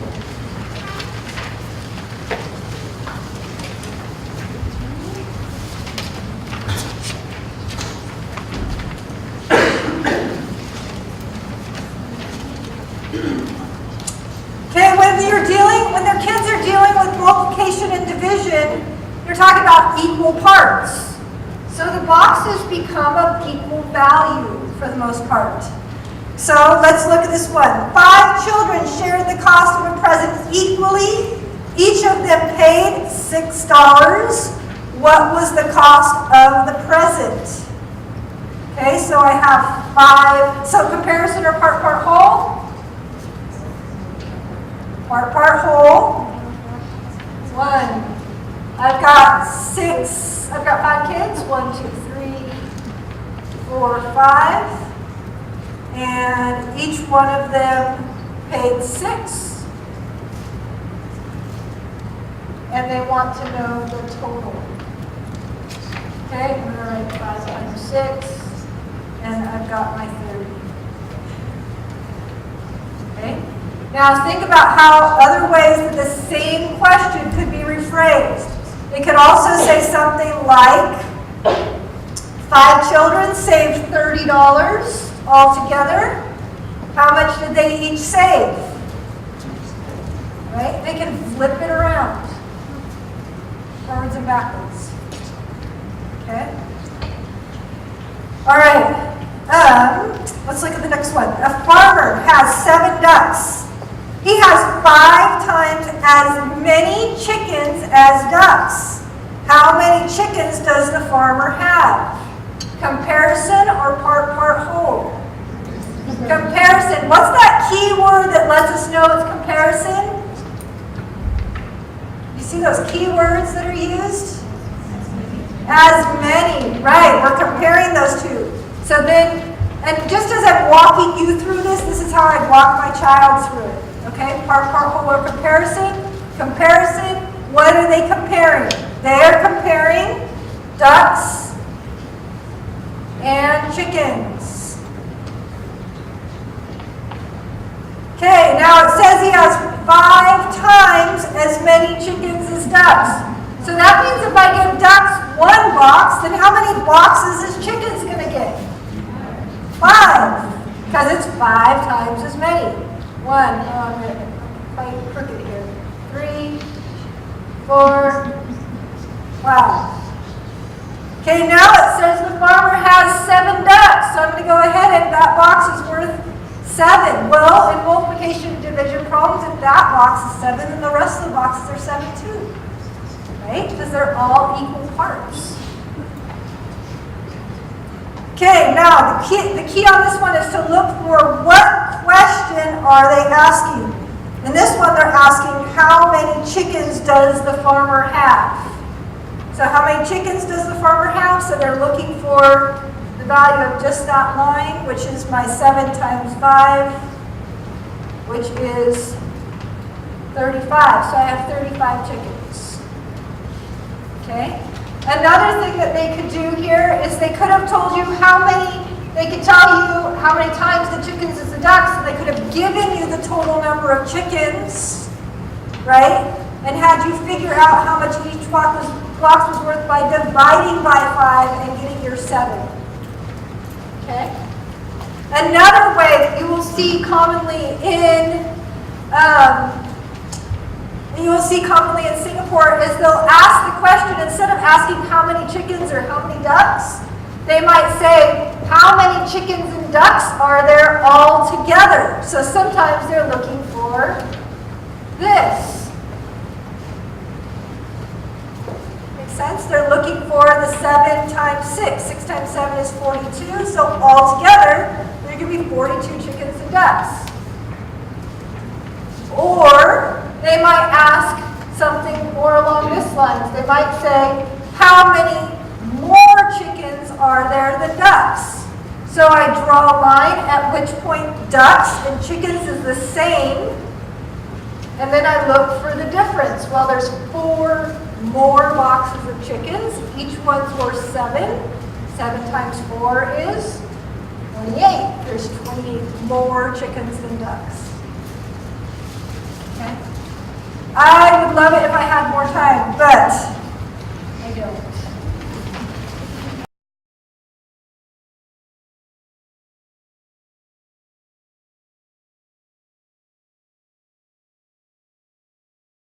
Is an amazing contribution to our school. She has served as the chairwoman of the board for the last year, maybe more than just the last year, it might be 2 years? Two-ish, more than 2. And she also is a parent at our school. She has a lot to offer, and when we have those discussions about what's working, what's not working, what's going well, Megan is often involved in that conversation. So she has a lot to offer you. I know some of you are returning faces, some of you are new faces. Our goal was to make this pertinent for everyone. So here is Megan. All right. Thank you, Belinda. So I was counting it up, and this is my 6th year in the school. My son's only in 4th grade, so I'm going to 4th grade, but we've been here since pre-K, kindergarten. My son is in 4th grade, my daughter is in 3rd grade, and every year, I think just like you guys, we pray about it. It's like, is this where God has us? And every year, it's just a resounding yes, because I love it. And the thing I love most is I get to partner with these teachers, and I get to have more time with my kids at home, and so it's awesome. So I definitely don't have it perfect, but I am very passionate about home days. I look forward to home days. I look forward to having that time and just really being able to dig into what our kids are doing. So this last spring, I was asked when we were turning in all the things for NOMS to actually create this as part of something that would help our school to be accredited. So I created this in the spring, and so I was excited thinking, well, we're going to share this in August. So we can go ahead and begin that first slide. I just want to give you guys some tips on what really helps me with my home day. And number 1 is this, starting your day in prayer. Like, it's so big, it's so huge for me, and really what it comes down to is making that space with God for yourself. So in the morning time, it's just me and God. Like, Lord, help me through this day, because it can be so challenging, especially when you have multiple kids.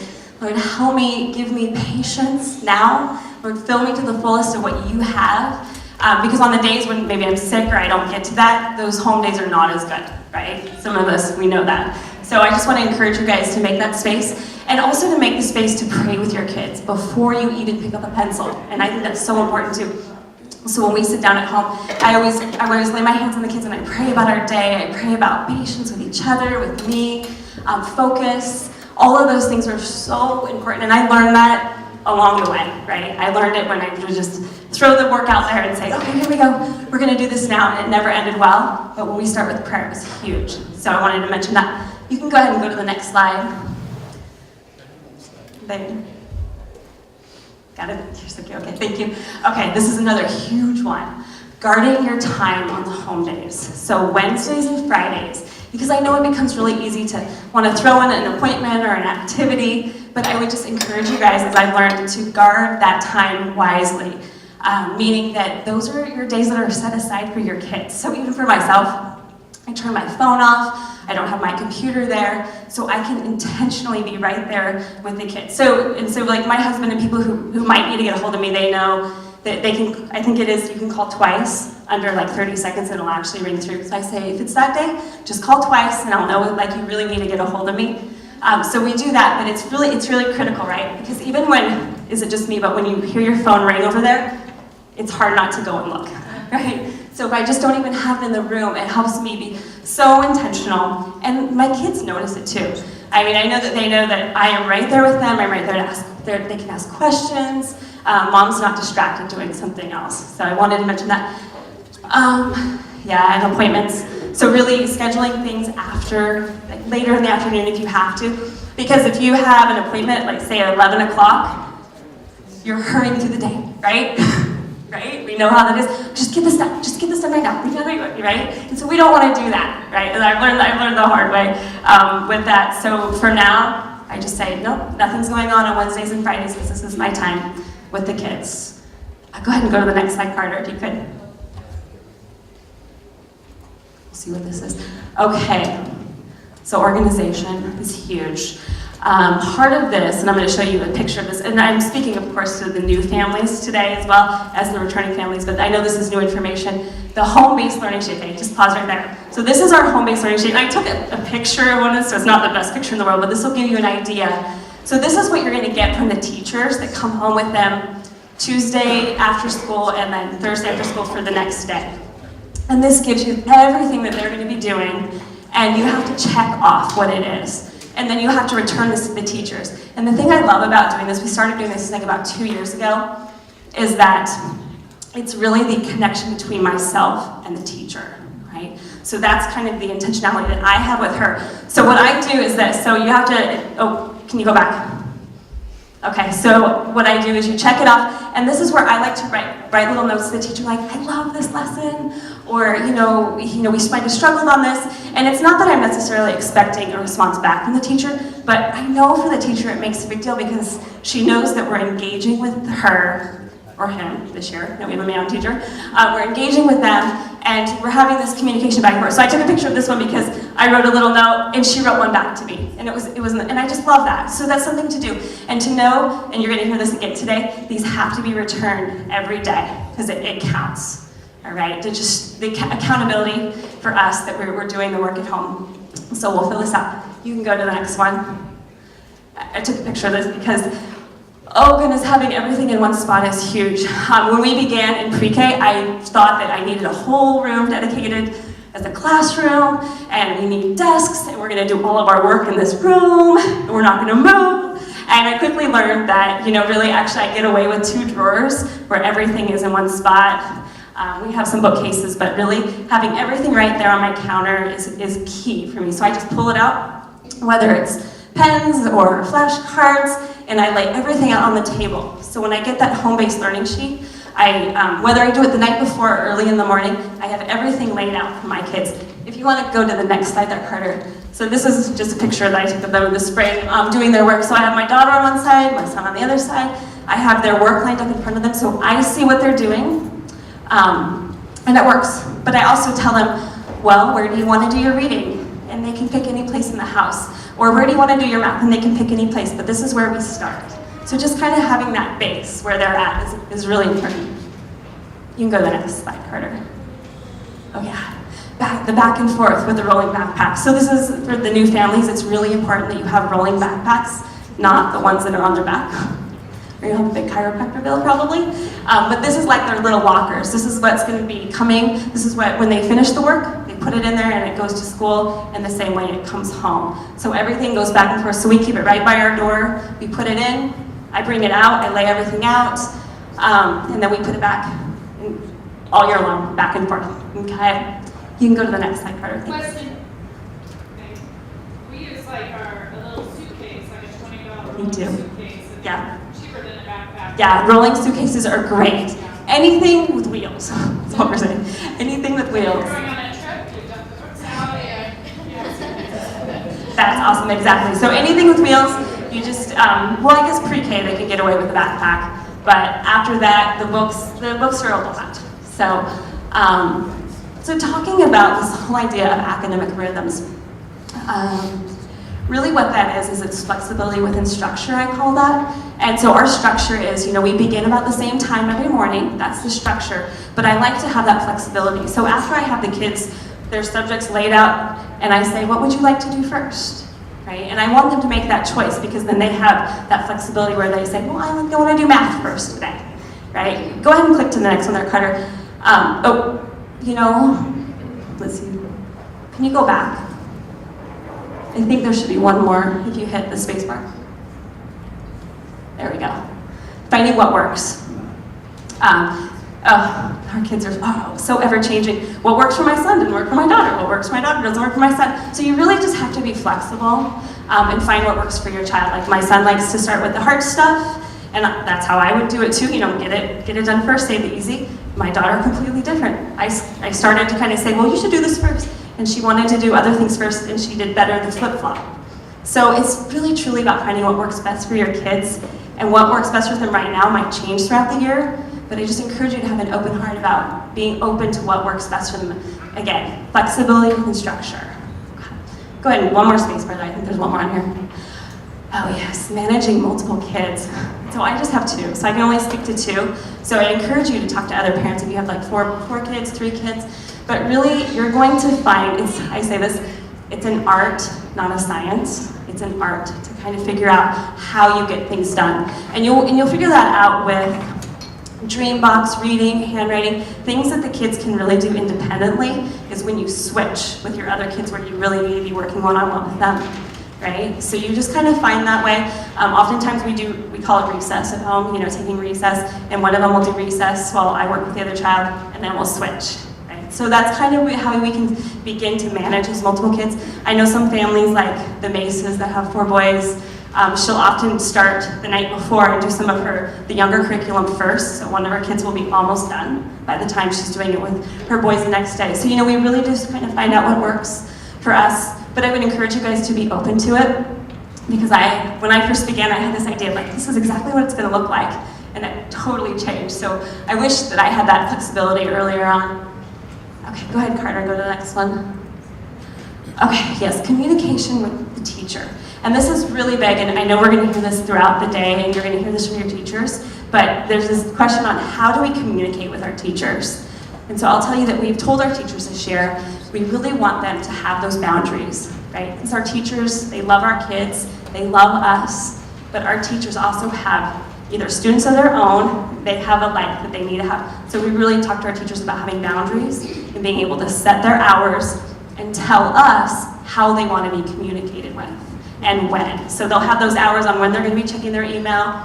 So some of them might like to receive texts, some might like to receive emails.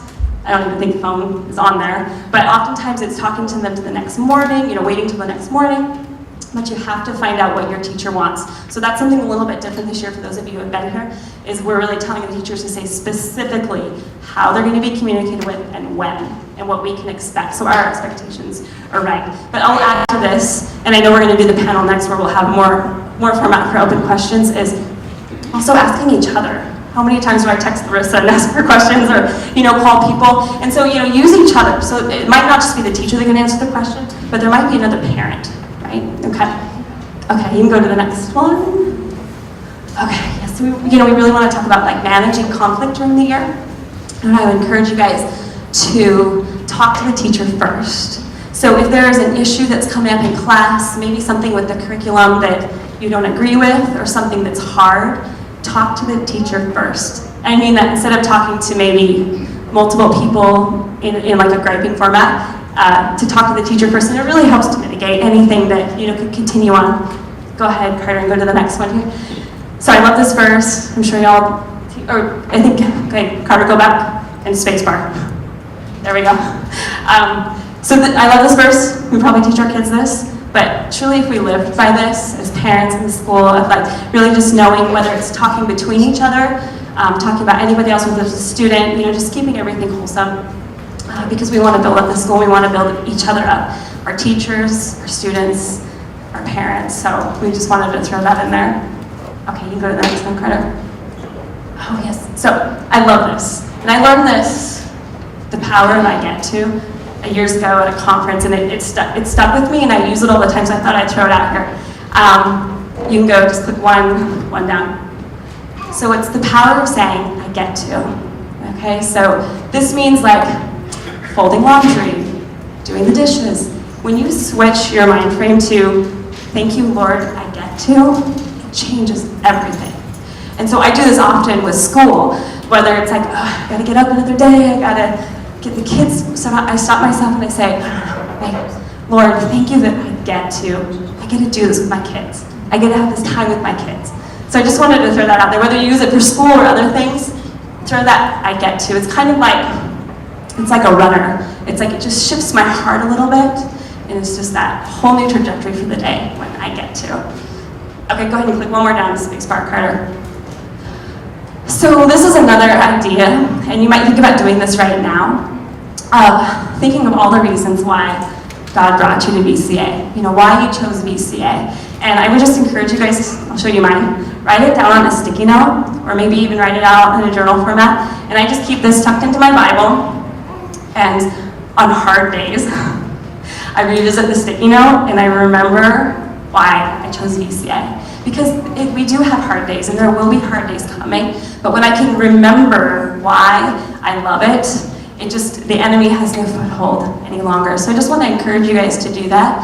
I encourage you guys to reach out to each other, because we are a team. You can go and click one more down there, Carter. we really are co-laborers with our teachers and our students. And I love it. When we can look at it that way, I don't know, it's amazing. So that concludes this, I believe. Why don't you click one more three-pointer? I think that's it, yeah. So I think we're going to do the panel now and answer more of your questions, but we wanted to give you that foundation.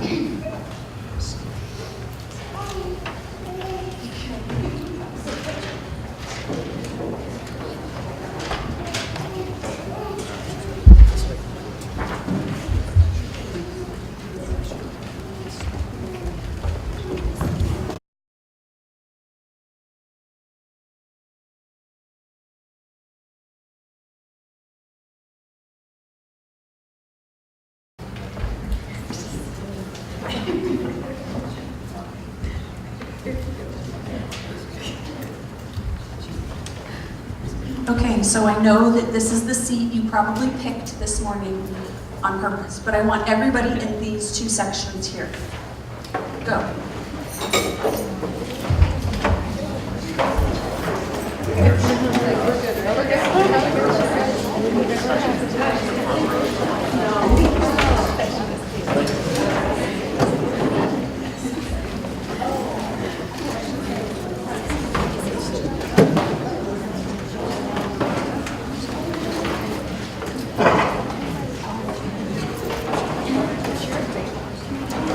We recognize that Megan, who is also a professional counselor, is an amazing asset and can, share some amazing jewels of things she has done. But we also recognize there are other people who have done this for years, with multiple kids, with one kid, with higher grades, with lower grades, who could give us better insight into understanding how things have changed as their kids have gotten older, how, things that they have learned that they wish they had known before, that they changed as they've grown. So I've put these ladies on the spot. Not everybody is comfortable with sharing in public and up front or, being on the spot, but they have consented to saying yes to me. So this is Megan Osterlin. She is a parent here at our school. Megan, tell us a little bit about your family.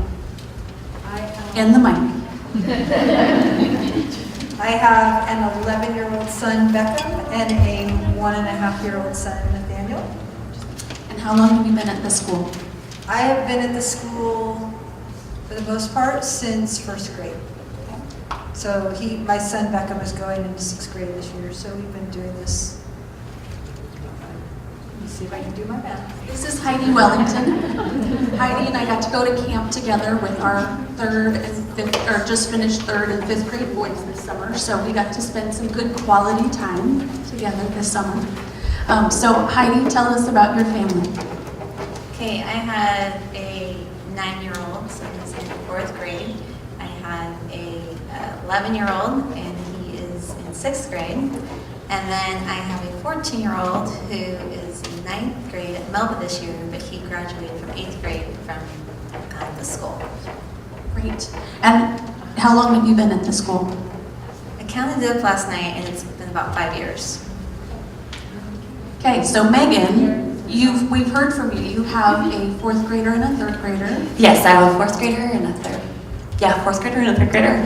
Been here this will be our 6th year, so as I said. Perfect. And I am Belen. You've seen my name. I have an incoming 6th grader, an incoming 4th grader. And for the first year, the little one goes to preschool. So now everybody is at school. I know, it's a big deal. So that makes my home day a little different with the pre-K instead of just with the older two. And I think this is our 4th year at this school. So, ladies, help me. What is the best way to get connected to the community at VCA?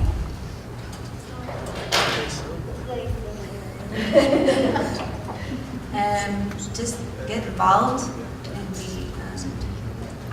get involved right away and volunteer. What are some ways that you have volunteered, Heidi? Lots of ways. I have worked in the classroom during reading, during math, the teachers that had me do different ways of working with them. I've just helped her. I've also pulled kids out. I've been the art mom. I've helped with parties, field trips, and what else? Anything basically the teacher needs, I have been able to help them with. Great. Megan, is there anything you can add to ways that you have helped the teacher, Megan Osborne? Because Megan, you teach, so you're less available during the day. I would say it's a lot of times it's the before and after school, like the pickup time, really, just meeting new people, and then when there's new faces to say hello. Definitely being involved in all of the different fundraising. Really, there's so much. Oh, you know what? I'll add a really great way is to attend chapel if you can Monday mornings with your kids. I don't miss it because I just love it, and I switch off sitting with my kids during it. But we are so welcome as parents to be present then. So I think that's a great way because I get to meet the other moms that are having coffee here, and so that's worked well. Megan, is there anything you can add for ways that you have? Because you have to be more creative in how you're going to get involved in your classroom since you're teaching during the day. Is there anything you can add to ways that you've helped and gotten connected?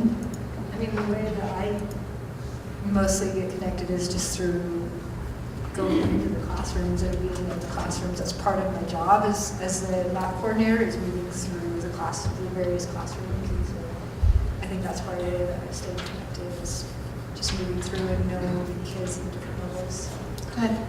So ladies, what advice do you have for new families to get involved? Because it's hard when you're new and you feel like everybody knows each other, but you don't.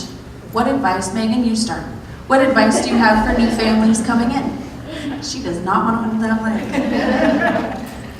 Advice to new families. Expect like a time of transition. It's gonna take a little while to get used to the routines of what happens at home and what happens at school, and communicating with the teachers. I mean, one of the things that I love is I always know what my child is covering in the classroom, and I'm always able to support that, that. At the same time, there's that transition of managing what's happening in the classroom, knowing the expectations of the teacher and making sure that I've gotten everything done that needs to get done. I'd expect at least the first full quarter for there just to be a learning curve where things are new for your child, things are new for you, and you just need to set up your routine, learn your patterns, and allow them to do the same thing. Heidi? Pretty much just the same thing as what Megan said. When Derek, my oldest, came into the school, he was 6th grade, and so he came in, and the first half of that year, he really struggled, to the point where I was like, is this even worth, should we move him? But we stuck with it, and the teachers and the staff really helped, and he pulled through, and he did awesome for the rest of the couple of years. So I just say stick with it. There is a transition period sometimes, and you just need to stick with it. Ask lots and lots of questions, because the more you know about what the teacher wants and expects, the better off you'll be able to help them at home. And as far as your home days, don't be afraid to play with different things or change it up, because what works one time isn't going to work the next time, or what works for one person and one mom may not work for you. So, Megan, what could you add to that? What do you want new families to really hear? What's the one thing that you impart to them? I would say to reach out. Don't be afraid to reach out to, especially if your kids have identified another student in the class that they want to have a play date with, or they want to maybe even, I know a lot of us just even hang out after pickup time at 3 o'clock and let kids play on the playground, and that's a great way for you to meet the parent and the kids to play, but really it's a lot of reaching out. And I'll add that lunch duty is actually a great thing that we have to do as part of being part of the school, and that's a time where you get to see every single grade, all of the kids. You really get a feel for it through that, so just embracing those times where you're actually at the school. As a parent, I have 2 things I would probably want to add. One is my first year here, this is gonna sound crazy, and some of you have heard me say this before, but as a parent, I was a children's pastor and I had been a teacher in the public school system. So it made sense that I should have felt like I had the right to teach my children about God and to educate my children. But the truth is, the culture tells us that we shouldn't, that it's someone else's job to teach them. The school will do that job. The school will take care of that, and church takes care of the God part. So we kind of give that role away, and even though those had been my jobs, I had gotten paid for those jobs, I had given that responsibility away. And I didn't realize it until I came here. And that first year, I only brought one son over because the strong-willed son, I waited until we knew what we were doing to bring him over. But my son, I didn't realize that when he was struggling, I had the right to add things to his day. I could say, oh, you're struggling with fractions. Well, we're gonna spend a little more time. Your teacher assigned this, but we're gonna take some more time with this. Oh, it looks like you miss capital letters every single time. Well, I'm gonna have you write an extra sentence today, and we're gonna practice that skill. I didn't realize I had the right. I had kind of given it away without realizing it. And so it was knowing that I had the right to take it back. I don't remember what the second thing was, so we'll move on. Ren Webb. Yes, go ahead. Also know that the teachers are available to you. So if you hit something in your home day and you're like, this doesn't quite look right, or I don't, I've read through what I was supposed to read through, but I don't understand exactly what I'm supposed to do, your teachers will give you a way to contact them. And don't feel bad going ahead and contacting them during the day. Try not to contact them like 10 o'clock at night and expect an answer. But during the regular school day, there is kind of that help and support. We found different things with schooling with others at times have really helped with us. I have an only child, and so, well, he wasn't an only child. I have one child schooling, and so we found that working together with another kid in the same grade really helped for us, and still really does. And I know when I was new to the school, I spent probably once a week schooling at Megan's house, and she was someone who kind of mentored me through the new process of being new to the school and new to the schooling and how does this work and what do I need to know. So if you make a friend and say, hey, can we do this together? And especially if they're experienced here, that is to your benefit because you will learn from them. They will be able to help walk you through some of that process. I did remember that other thing. Can I add it really quickly? As a teacher, I often am so like, why didn't anybody tell me that everybody had a hard time with this worksheet? How come I didn't find out until the school day that nobody knew what they were supposed to do? And then everybody shows up with a half filled out, thing, and I'm going, we lost a whole day. I didn't know. So it's to our benefit. Don't assume that we're too busy and we don't want to know and that you're dumb and you don't know what you're doing and you shouldn't say anything. Assume that we want to know if you're not sure what the instructions are, what your child is supposed to be doing, how that connects with what they were doing a different day, if they've been working on a project in class and it carries over. What do I need to know? Please communicate with us, please, please, please. I was just going to say, as an add to, I have kids that struggle, and so a lot of times they need extra work or extra help, and so not necessarily extra work, but just extra help. So I will, I'll sometimes ask the teacher, what else can I do to help him in this area, or sometimes I'll just find something that I think will help aid them in this area. So don't feel like you have to follow exactly what the lesson plan says. I mean, you got to do the work that they require, but you can add to it or ask the teacher how you can manipulate it to best fit your kid. For sure. If you feel like an assignment, it's like, man, they really need to focus on this. I know I was schooling with Megan one day, and instead of having her child do what the teacher recommended list of spelling practice was, she was having him do dictionary work because she wanted him to grow in that skill. So the teacher had approved that, said, yes, that's fine, go ahead, I'm okay with that. And so, definitely have that conversation with the teacher.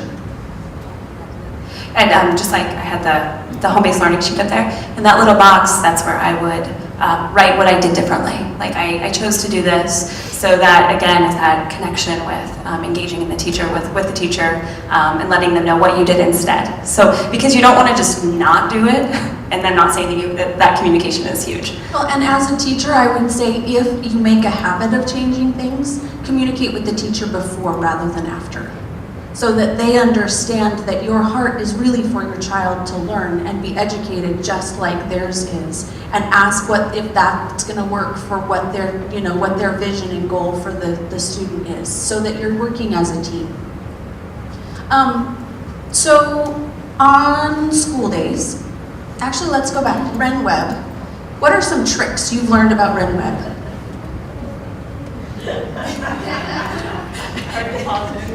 So RenWeb, for those of you who've never used it, is a program that we use as the base for all of our lesson plans for middle school are all posted on RenWeb. For the elementary side, that's where you go retrieve extra documents or the lesson plan page if your child cuts it up or drew on it or lost it or it got washed or it got rained on or whatever happened. You can get that extra there. There might be worksheets posted there or answer keys if you need them. There's extra stuff on there. So you want to see that, plus grades are on there. So you can check and see how they're doing their progress report and kind of keep tabs on that. So what tips do you have? Well, it's necessary. It has all of your grades and your lesson plans on it. So you really do have to get in there and get familiar with it. The one thing that I've had to get used to is that it is different from elementary to middle school. So the buttons at the top are different, give you different things for the elementary than they do for the middle school. So you're gonna have to get in there and figure out, like I think it's resource for elementary will give you, the button for this is resource gives you your lesson plans or whatever information you need for elementary. For middle school, it'll give you something completely different. It's gonna be under the homework tab. Yeah. So just get in there and get used to it. And it also gives you your contact list, which is nice. Yes, so if you need to contact a teacher and you can't find that paper that they give you at orientation night, you will be able to find their information there, as well as other families that can help you. Anything to add for RenWeb? Working printer is nice. Working printer is nice because sometimes they're, especially at the junior high level, all of your lesson plans are coming out through RenWeb and you want to be able to print those out so they're not constantly going back to that. And then the other part is that sometimes an extra resource will be given through RenWeb, and if I operated for several years without a printer and I was sitting there like trying to write everything out that the teachers were sending home. And so if you can make sure your printer is working and has ink and is going, it'll save you a lot of time over the course of the school year. And if you are going to write out a worksheet, write it in pen, so when they erase, it doesn't erase the worksheet. Just a word for the wise. I want to be positive about RenWeb. So I would say, Lord, I get to use RenWeb, right? No, but you just have to do it. I think that's it. We just have to. The thing is I don't think it's a very intuitive program, so I just have to do it. So. Well, and one thing to know, middle school, you have to use it. I've talked to parents at the pre-K level who never had to use it because your lesson plans are provided for you on a page. If you don't have to print it out, you don't need to go for it. I mean, there's just not, you don't always have the same level of need with RenWeb as you do as they get older.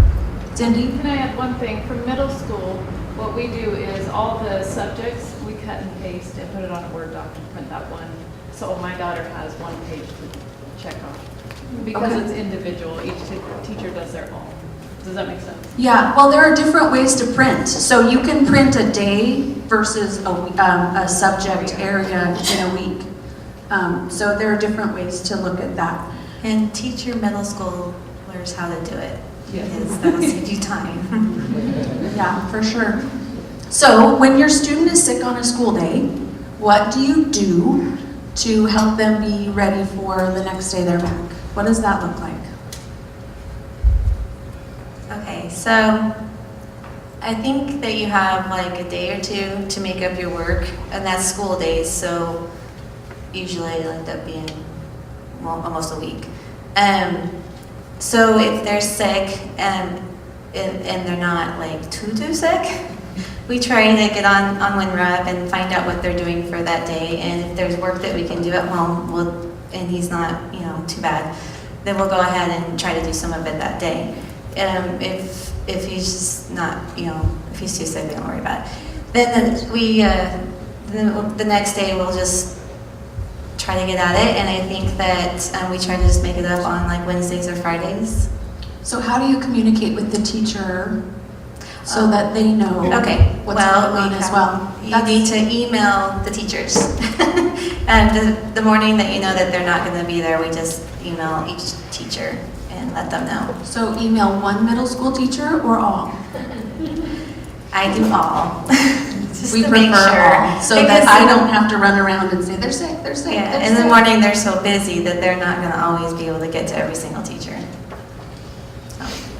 Anything to add to that as a teacher, as a parent? Well, I would say if you have multiple kids and you are dropping off one child, I tend to try to grab while I'm there just a few things or even a printout. I try not to be too overwhelming because I know the teachers are so busy in the morning preparing for the day, but if they have something, I will grab it and take it home with me for the sick child. And then, if you're picking up another child, you can pick up their work or their folder to take home with you too. Yeah, at the end of the day, there is a folder in each class, and for the middle school, there's a file folder outside Mrs. Decker and Mr. Rochelle's classroom that you'll want to grab that stuff. That's handouts that were given during the day, that's work that's returned, that's school forms that they need to have. So you definitely want to figure out where that file is if you're picking up other children and have that information. Do you have anything to add, Megan? It's always nice to know, like, Mike, please. Obviously, if Beckham's sick, for the most part, I'm going to be at school anyways. However, it is nice to know who lives near you, and I know that's one of the things that's provided by Vineyard is they'll kind of do a map and show you where people live. And so if you're not going to the school, another thing that you can do is if you're aware of the people who live near you, you can have their work brought home with whoever it is that lives near you so that you don't have to travel all the way to the school to get it. But you can get the paperwork that you need. Yes, that makes sense. What are some, we've already talked about volunteering. What does a home day look like for you? Megan has told us about her home day and how she scheduled that. How do you schedule your day, Heidi or Megan? Megan, you have the mic, you start. Well, I have found that it's best not to start the day with TV. Because once you let them turn that on, they click out of school mode and it makes everything harder. So best thing to do is to establish a routine for your home day, to get him some breakfast. For my son, I find if I start right away, I tend to have a better day overall than if I wait till 9:30, 10 to start. I try to start around 8:30 at home. If he gets the chance to play with toys and to watch TV, which is so easy to do on a home day because you're like, we get to relax, we get to, go at our own pace today. However, if you do that, I've found that I get a lot more. I have a child that's more difficult to school at home anyways, so I get a lot of pushback, but I get a lot more pushback if I haven't started the day well. So I generally, that's a key, is starting the day well. Another one is to kind of schedule in breaks, kind of say, okay, as soon as you finish your math and we do this, you can do it that way by subject, or you can say, okay, at 10 o'clock, we're going to take this break. We have a trampoline out in the backyard, which has been great for us because he can take a short break and really get that heart rate up and get himself going, actively. It's good during those breaks to get him outside because it refreshes him more than if he goes and plays toys in his room or something like that. But yeah, I think starting early in the morning, taking breaks. Some kids will do, will do a few things the night before. I know some families have done that in order to make that day easier. They might cross off something after school that day since there's no other homework that's being sent home. They'll sit down and do something, you know, for an hour that night. Yeah. One quick follow-up question. What did you start doing that you realized wasn't working and you had to change? What is something that it was blaringly obvious that it was not a positive option, but you thought was going to work? Letting my child watch a show in the morning while he's eating breakfast. Heidi, how do you structure your day? Well, I couldn't agree more with getting your day started right. My kids thought they could get up and watch TV before mommy got up or was ready to go, and that really does not work at all. So we have trained that even though I'm not out there and they're up, they are to go do Dreambox or handwriting or something that they can, or even just read a book, something that they can do on their own until I get out there. I'm not a morning person, but we try to start by 9 o'clock, and sometimes their days will last till 1, sometimes they last till 5 or later. It just really depends on the projects, and remember I have 3, or had 3. I'm actually looking forward to this year because I only have 2, so that'll be different. But last year when I had 3, it was a challenge. I would usually have, like with Megan, one on one side, one on the other side, and then one upstairs. Usually I will get, that's where they start, I would get one started and I would send them away because they don't work well in the same room. So one would go somewhere else. Now, they don't have to be at the table, they can go wherever they're comfortable as long as they're working.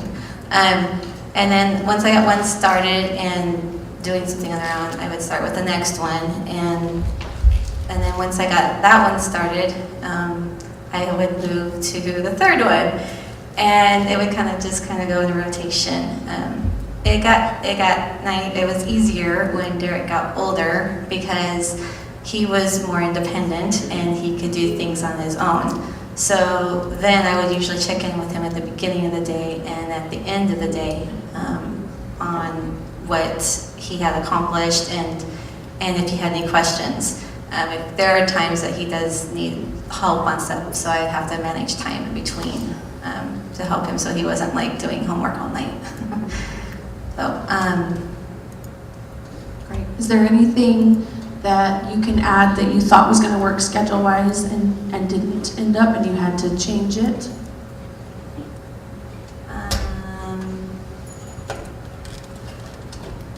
We tried all different kinds of things at the beginning until we got it all kind of down pat. We tried, like my youngest really has a hard time getting going in the morning, and so we tried having him be the first one I start with, and then there for a while I just decided that I was going to work with the first 2, the older 2, until about halfway through the day when Zachary was actually awake, had some playtime, and then I worked one-on-one with him the last part of the day from noon or 1 on until he was done. And that way I didn't have to break up my time with him because once I let him go, I could never get him back. So there was some one year where I had to work with the first 2 in the morning, and then I worked and spent all my time with Zachary. Megan, how can you add to that? You told us a little bit about your schedule. Yeah, I did, and just like what Heidi's saying, that it's just an art. Like your kids, all of our kids are so unique and precious, and it's just learning how they tick and what works best for them, and it's trial and error. So just give yourself grace, give your kids grace. That's something else to add.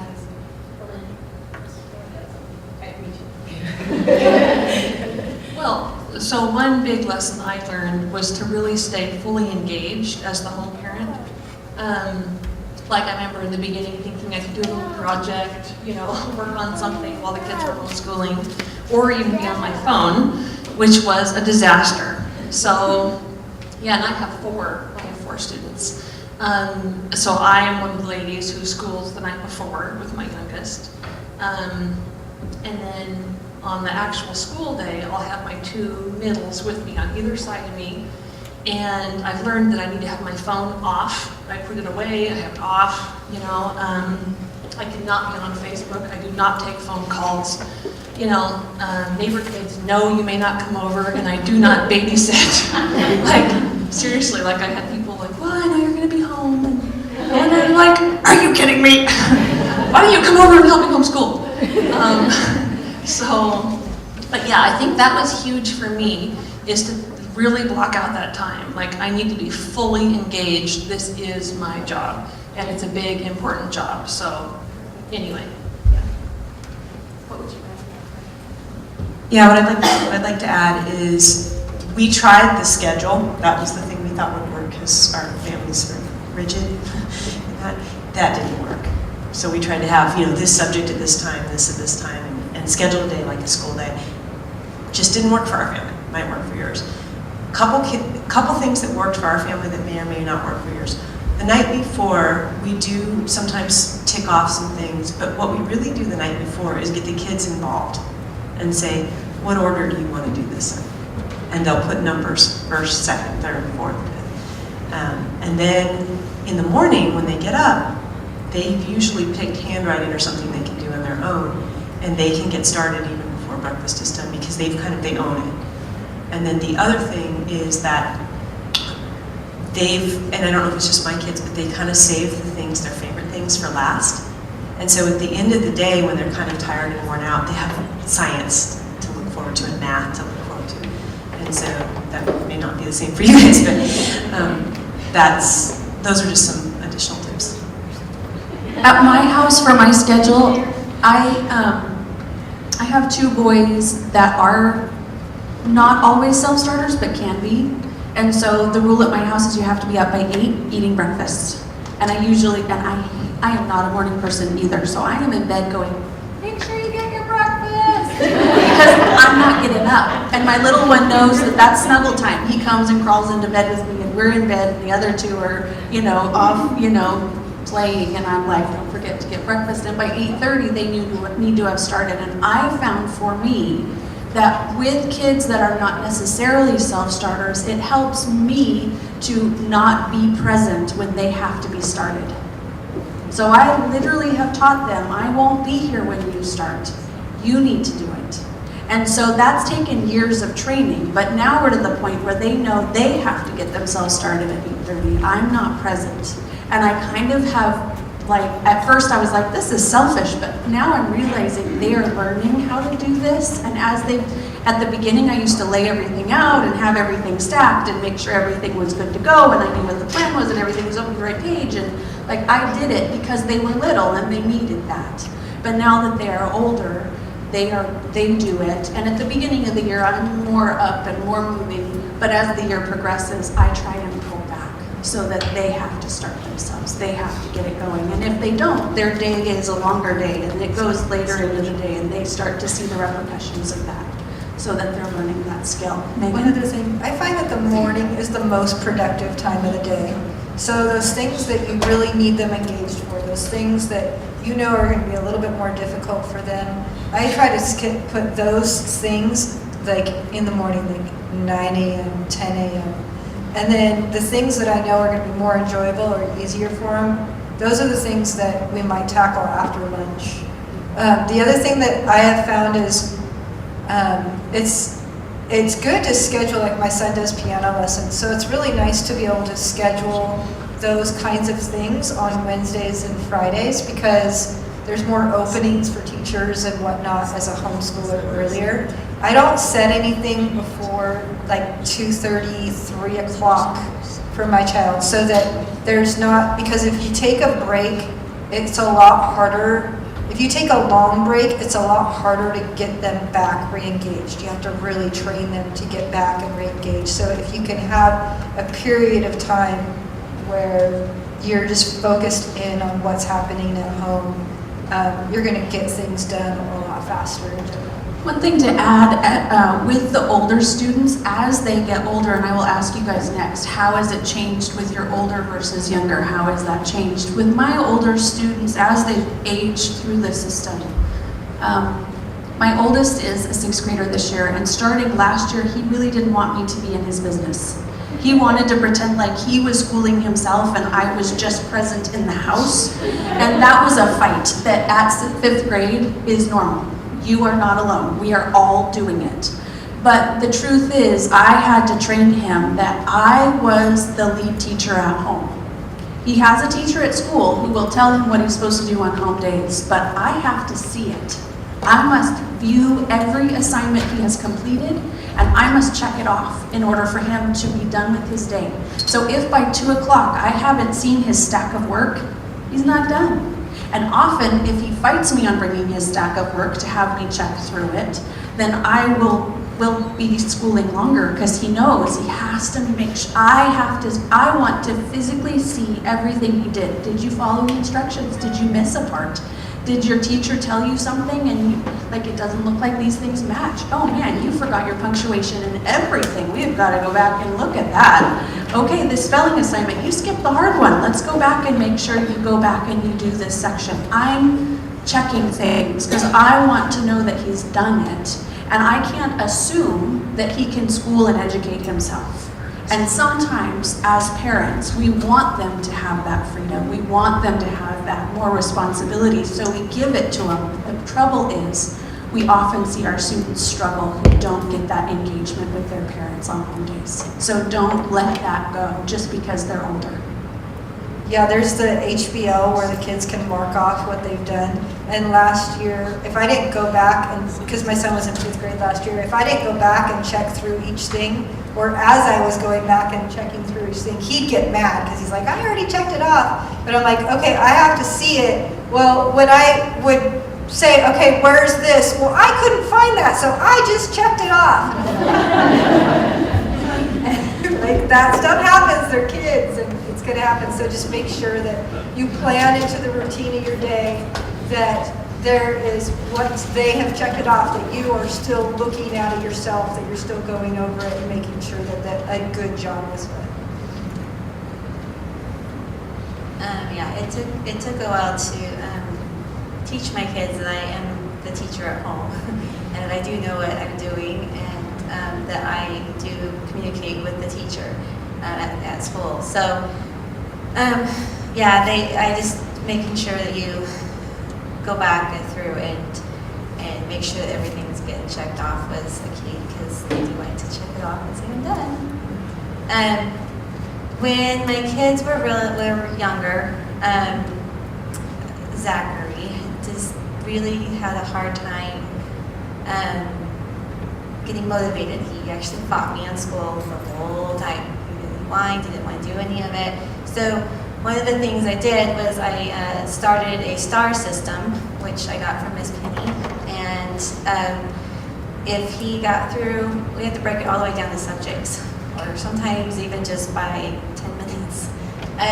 If he got through 10 minutes or a subject without whining or complaining, then he got a star. And after he got 10 stars, he either get extra free time or he would get to have a prize, just whatever worked for your kid, whatever worked. He would get something special. So, but as they got older, it's gotten easier as they got older because they were able to be more independent learners, and so yeah. I would add too that I think this is the reason why I love VCA, is because I get to know exactly what my kids are learning all the time in every subject. Because as we know, those things pop up, whether it's like a car ride or it's on TV or something's going on, you can talk about it and you can relate to that. So the intentionality of pulling out, so this is why I really like to pull out all of their work, and I like to see what they did in class that day. Because I can know immediately, was he struggling with long division? So when it's laying out and it's on our right on the table, and those are the things to do, I know that I need to engage more, maybe do some more teaching.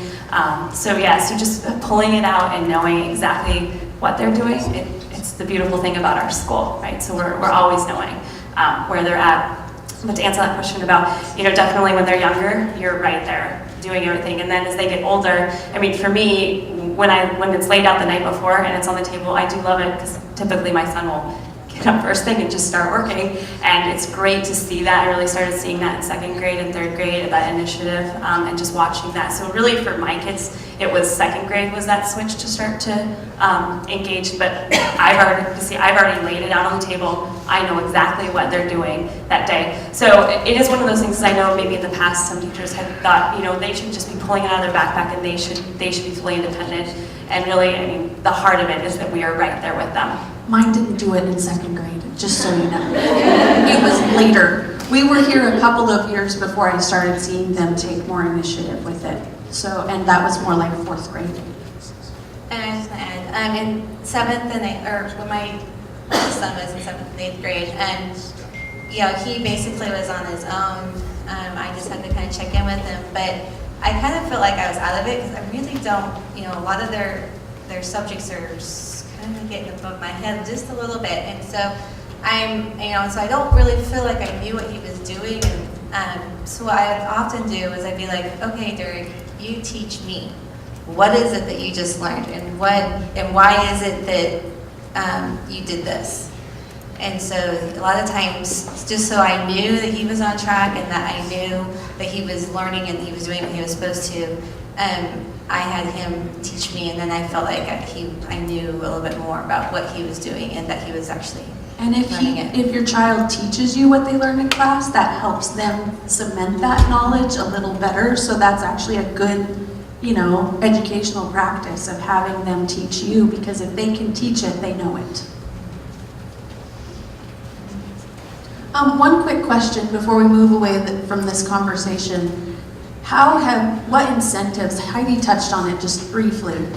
Some days are easier, some days they want to get moving, some days they're working with you, some days they're not. So what incentives, what have you set up so that your kids know they want to keep moving forward positively with you through the school day? Well, their biggest incentive is if we get done, we get to go play. So that kind of motivates most of my kids. And then, like I said earlier, like with Zachary, it does take a little bit more than that, just either little prizes or I did at one point do like a rock or a jelly bean jar kind of a thing where if everybody worked together, there weren't any fights, and we had a good day, I'd go and put like a rock in the jar, and then when that jar was full, we got to go do something special. The special thing in our house is I take them out for a nice lunch in the middle of the school day. So it's nothing really fancy, but they get to go eat out. Yeah.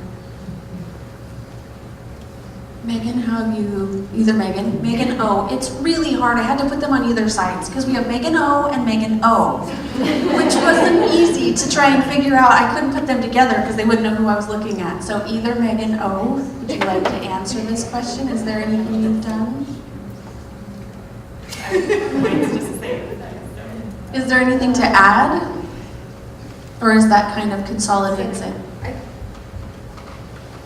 I mean, we'd have the incentive of a play date with a friend if he's gotten his work done. Or sometimes it was just not having to go back to it. So I'd have something scheduled at 3 o'clock in the afternoon, and it'd be like, if you were, or at 2 o'clock in the afternoon, and I'm like, okay, if you're done, then you can play, and there's nothing else to do. But if you haven't finished your things, then after you do this piano lesson, instead of staying and hanging out and playing, then we're going to go ahead and go back to go home and go back to work. So some of that, but then also I think when he was younger, they're all about prizes and a prize box and all of that kind of stuff. And so I think when we were younger, we went to the dollar store and we picked out some prizes and we created our own prize box, and then the kids could earn their stars, and after so many stars, kind of like they do in the classroom, but just a fun thing at home that's just for school, that isn't for any of our other home routines, but it's just for our home times at school. Now that my kids are older, to add to that, I've made money the incentive. Because if they do 100, if they get 100 tick marks per child, that means that I give them $10 and we go to lunch. And that takes like almost a full semester to get 100 tick marks per subject, you know? So like if you do it well, I don't have to ask you multiple times to get started, you stay focused, you know, then I give you a mark. And every time you get that mark, then that adds to that. And you know, that has been my one incentive I've used. The other thing I do is I tie technology time, which my kids are boys and they love video games. So I've tied technology to home days, not school days, home days. So if they do their work and they get all the way through everything and they finish their chores, because chores come after their school day, then they can have tech time. And sometimes they're earning as much as, you know, an hour, hour and a half, but sometimes they get 10 minutes because that's all they have time for. And sometimes they don't get it at all. But their tech days are Wednesdays and Fridays, and they never get tech except for one day. When I take a nap on the weekends is when they get tech. Let's be honest. So they get to do tech on the weekends when their mom and dad are taking a nap, but they can also earn tech on those Wednesdays and Fridays. I'm just being honest. All right. Anything to add there? Okay. So, we did that. Extra activities on home days. What kind of things have you tried in the past that have been extra activities? How did it go? How did you have to rearrange your schedule to make that work? I do not like doing extra things on school days because it was very, very difficult to get all of our done. However, we did skiing, and one year we did it on a Wednesday, and that was when we only went to school for 2 days, and that was much easier to make up work. But the last couple years we've done it on a Friday, and so all of our schoolwork would either get done for Friday when we get home that night, which was very hard, either Thursday night, Friday night, or we worked on a Saturday. And the kids just knew that if they wanted to go do the skiing, there's a homeschool skiing, it's actually a really great program, then they knew that was the deal. They wanted to go skiing, they did homework on Saturday. So that was one way. What other activities? I know, Megan, you mentioned piano lessons. How have you made IDEA work on testing days? Because you've been an IDEA parent who's had to work around IDEA testing schedules. How have you made that work? With the microphone.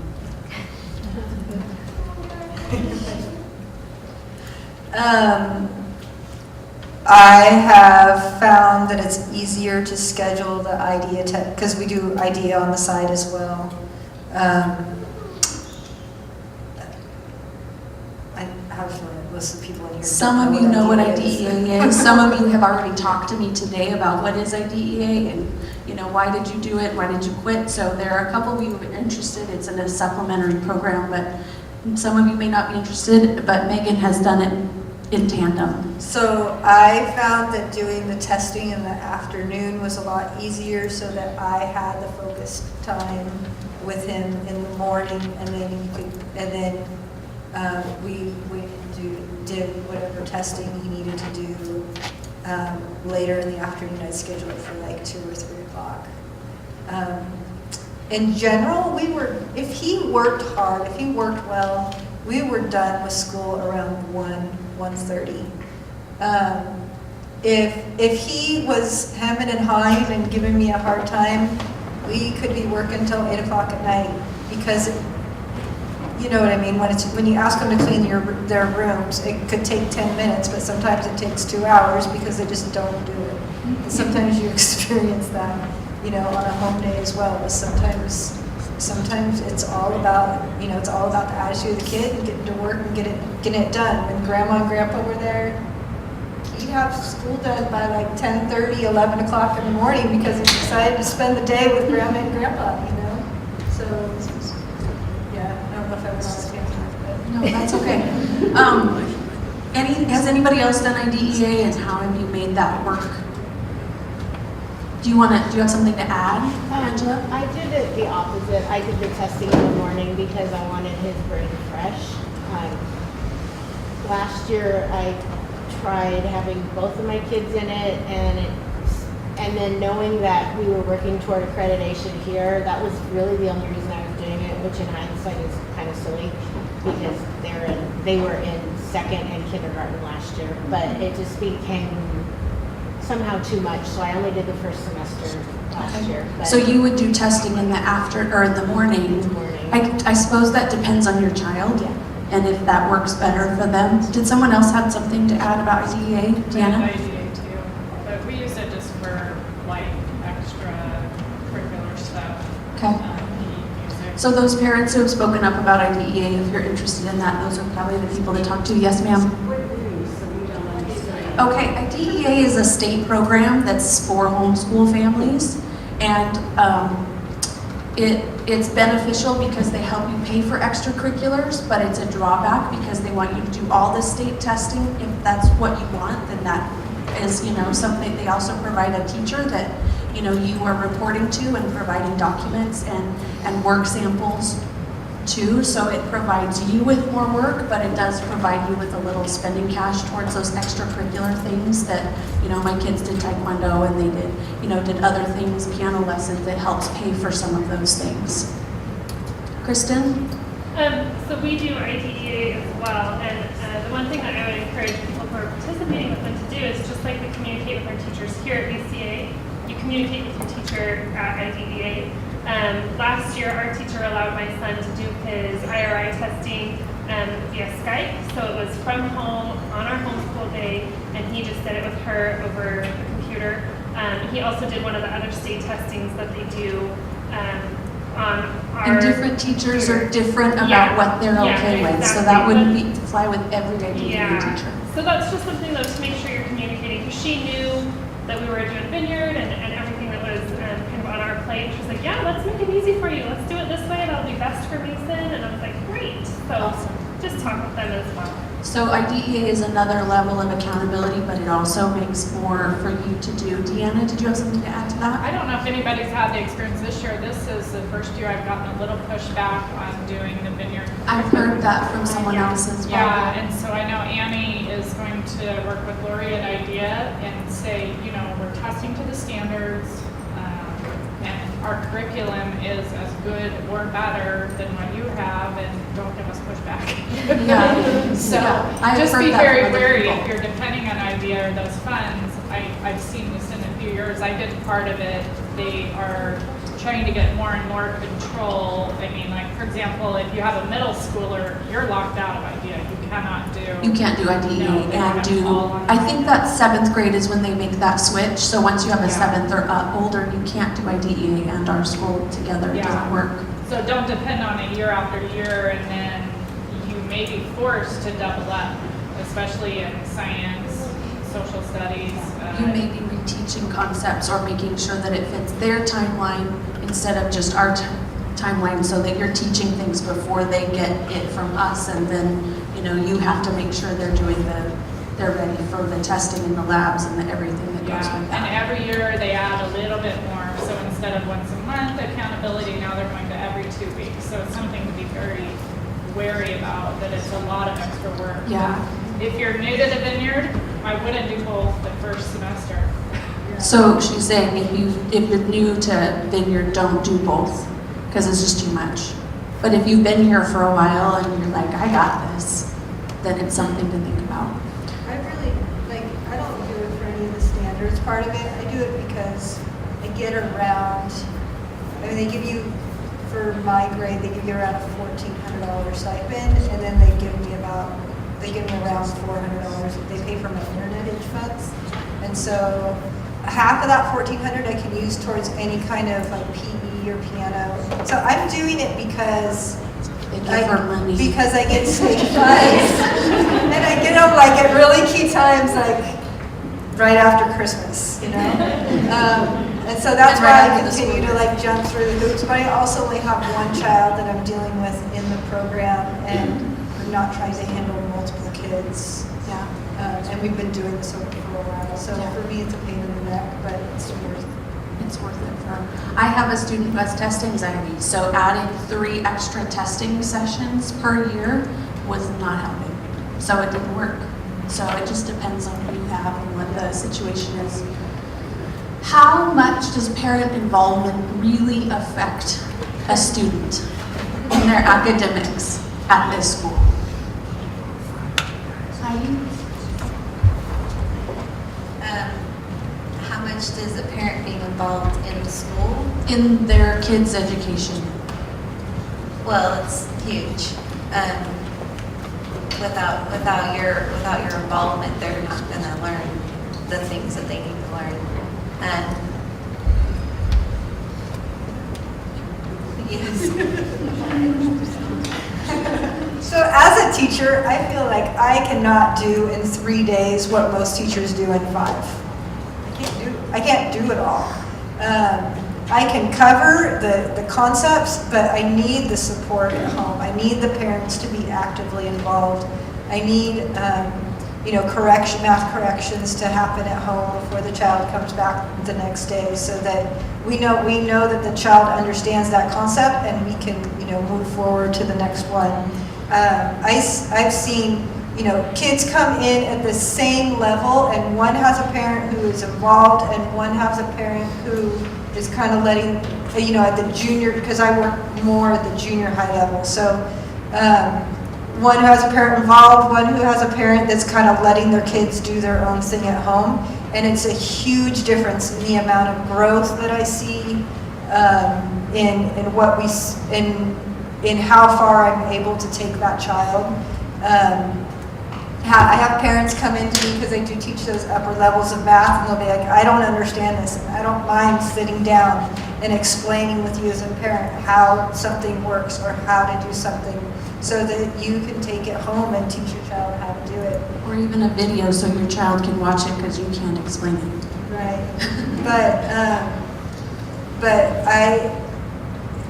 It's huge.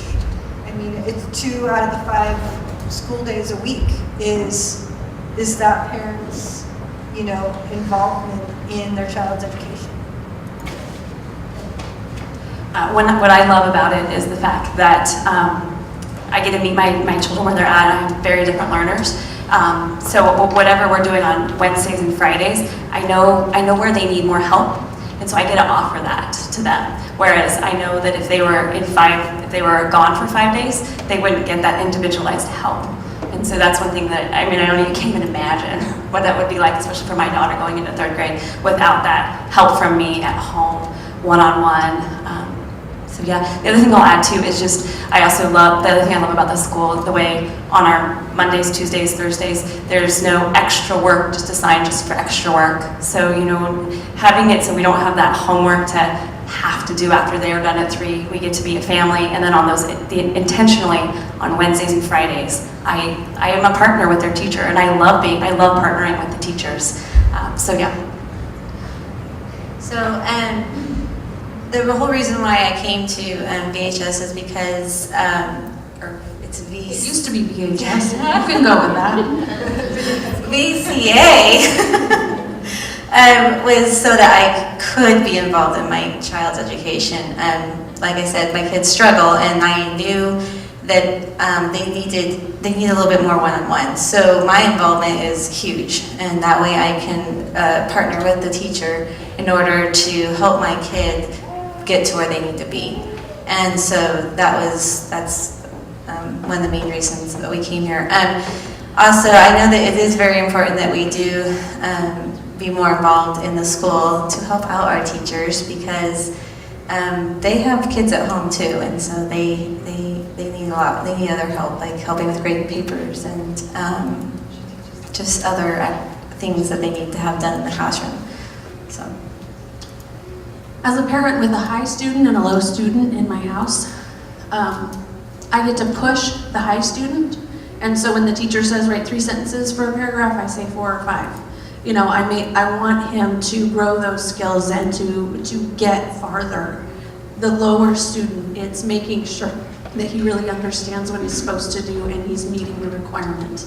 So it gives me the opportunity, because I get to see what they do know and what they don't know and what their lack is. I get to really be part of that partnership of pushing the lower student and raising up, or pushing the high student, raising up the lower student, and making it so not that they're equal. I mean, what the higher one is the younger one, so it is more like that, but so that they're constantly being challenged at where they're at. And that's the beauty of this partnership that we have, is I get to say I know what they're doing. And I don't know about you, but I have a lot of family who teaches or administrates in the public school system, and I get a lot of, really, you're doing that?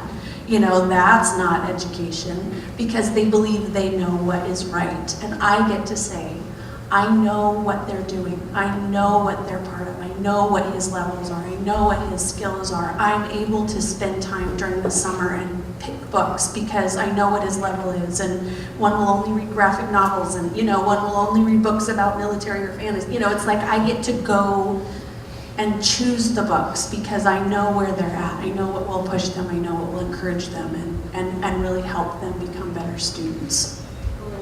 Yes, ma'am. You asked the question about how critical is our involvement in our kids' education. Something we haven't talked about that kind of really hits me hard is how I prepare my kids for the next day at school affects all of you. So if my kids aren't, if I haven't worked with them and they go to the class and they're struggling with a concept that should have been covered, then it slows the teacher down. And the teacher has to sit and work with my student, and it detracts for all of you. So there's a responsibility in the community to each other as well. And so I think that's just another aspect. That's a great point. We're all, in this community together, so if we don't shore up the anthill, it's going to collapse. Anything you guys have to add to that? No? Okay. Megan, we're going to do a quick question just for you as a board member. As a board member, not Megan O, Megan O.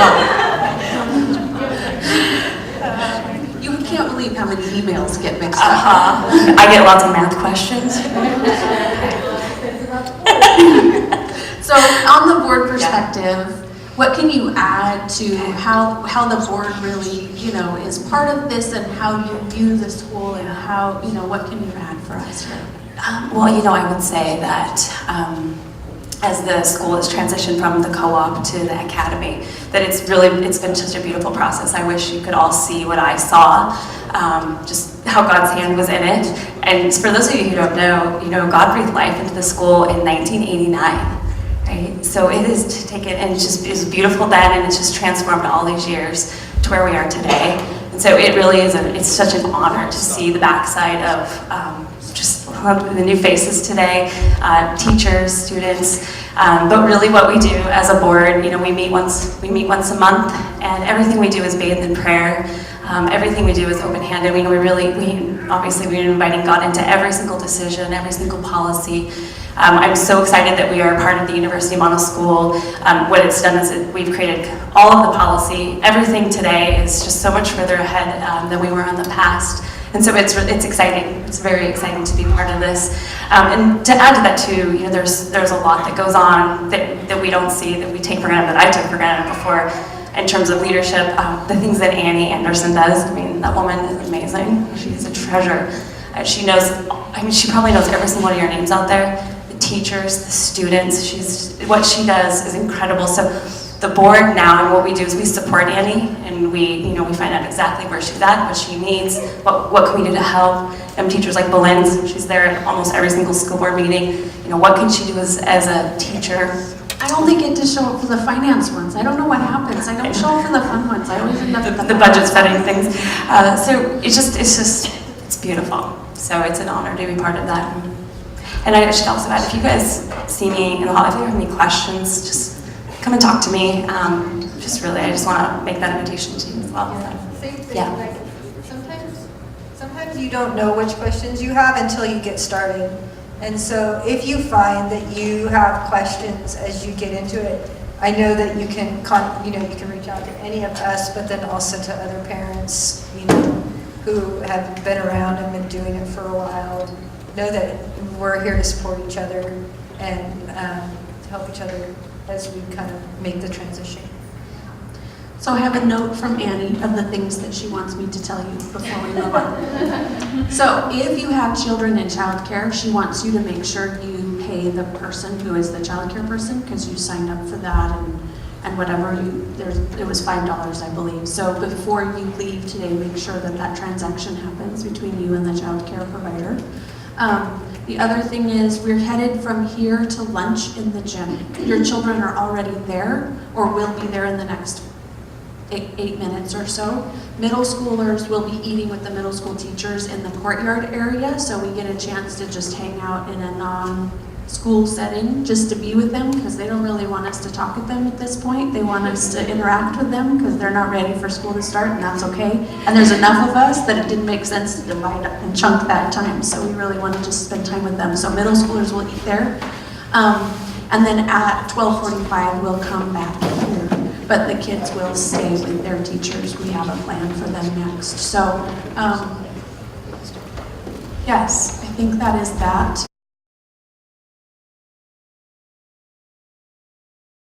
Okay, well, let me introduce Trevor. Trevor is the pastor here at this campus, at this church. And he has been an amazing, I've gotten a chance to sit on, not on the school board, I just show up and they ask me questions.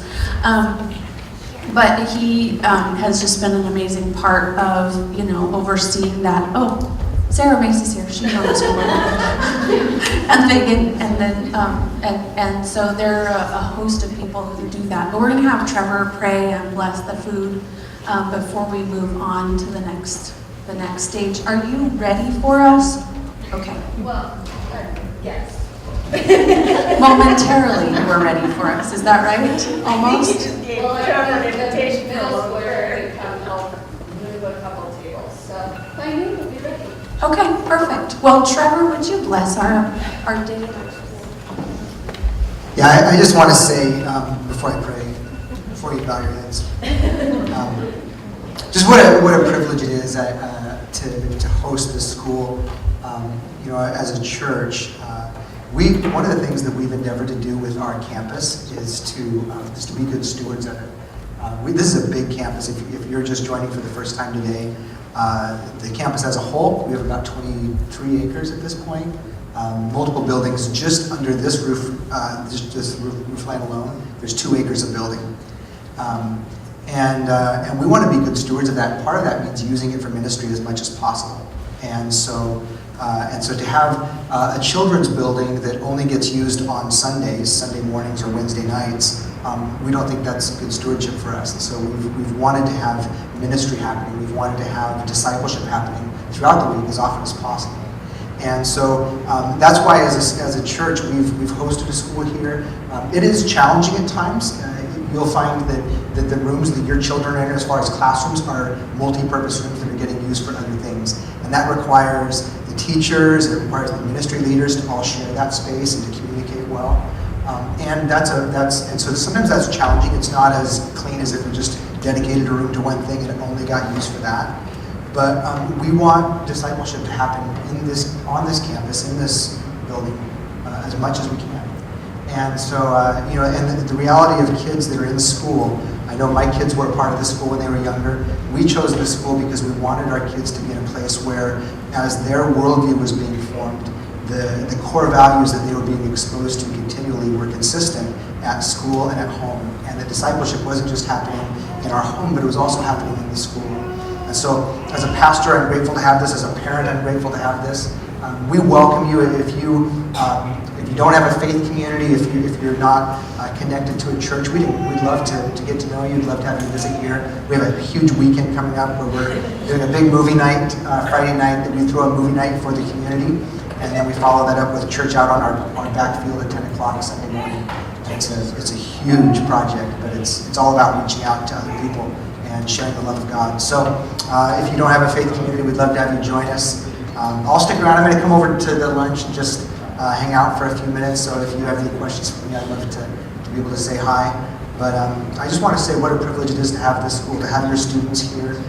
We're so grateful that we get to partner with you in that and who God's shaping your kids to be. And so I am on the board just as a consultant, basically to keep a bridge between the church and the school. I'm not a voting member of the board. I'm just there to make sure that as two organizations that are operating simultaneously, that we're deliberate about connecting and that our hearts are going the same direction. So anyway, Sarah is one of the voting members of the board, so she has power. If you want to talk to somebody with power, talk to somebody. Heavenly Father, thank you for the children that you have entrusted to us. Precious image bearers of you, in whom you have placed gifts and capacities and abilities and placed a part of yourself. That each one is a unique image bearer of you. And it's our desire as parents and as a faith community to see these kids develop in every way, to develop academically and spiritually and socially and physically, to see each one of these children develop fully into who you have made them to be. And so I pray for every parent in this room and for every teacher, every faculty member, for eyes of faith to see the kids that will be in this school this year. To see not only who they are, but who they can be in you, who you've called them to be. To see not just what is, but what could be. And would you equip us as a school to call that out in them. And so may love be spoken throughout the school. As we run into challenges in discipline or communication or understanding, would you just breathe love upon us, that we would choose the way of love in navigating forward, that even as we move towards the messiness of life together at times, that we would do so in love, and that would glorify you, and that we would reflect you as we endeavor to reflect you to our children, that we would not distort your image to them, but that we would reflect you to the best of our ability. And so may your blessing be upon the school for this year, and we ask all of this in the name of the Father, and the Son, and the Holy Spirit.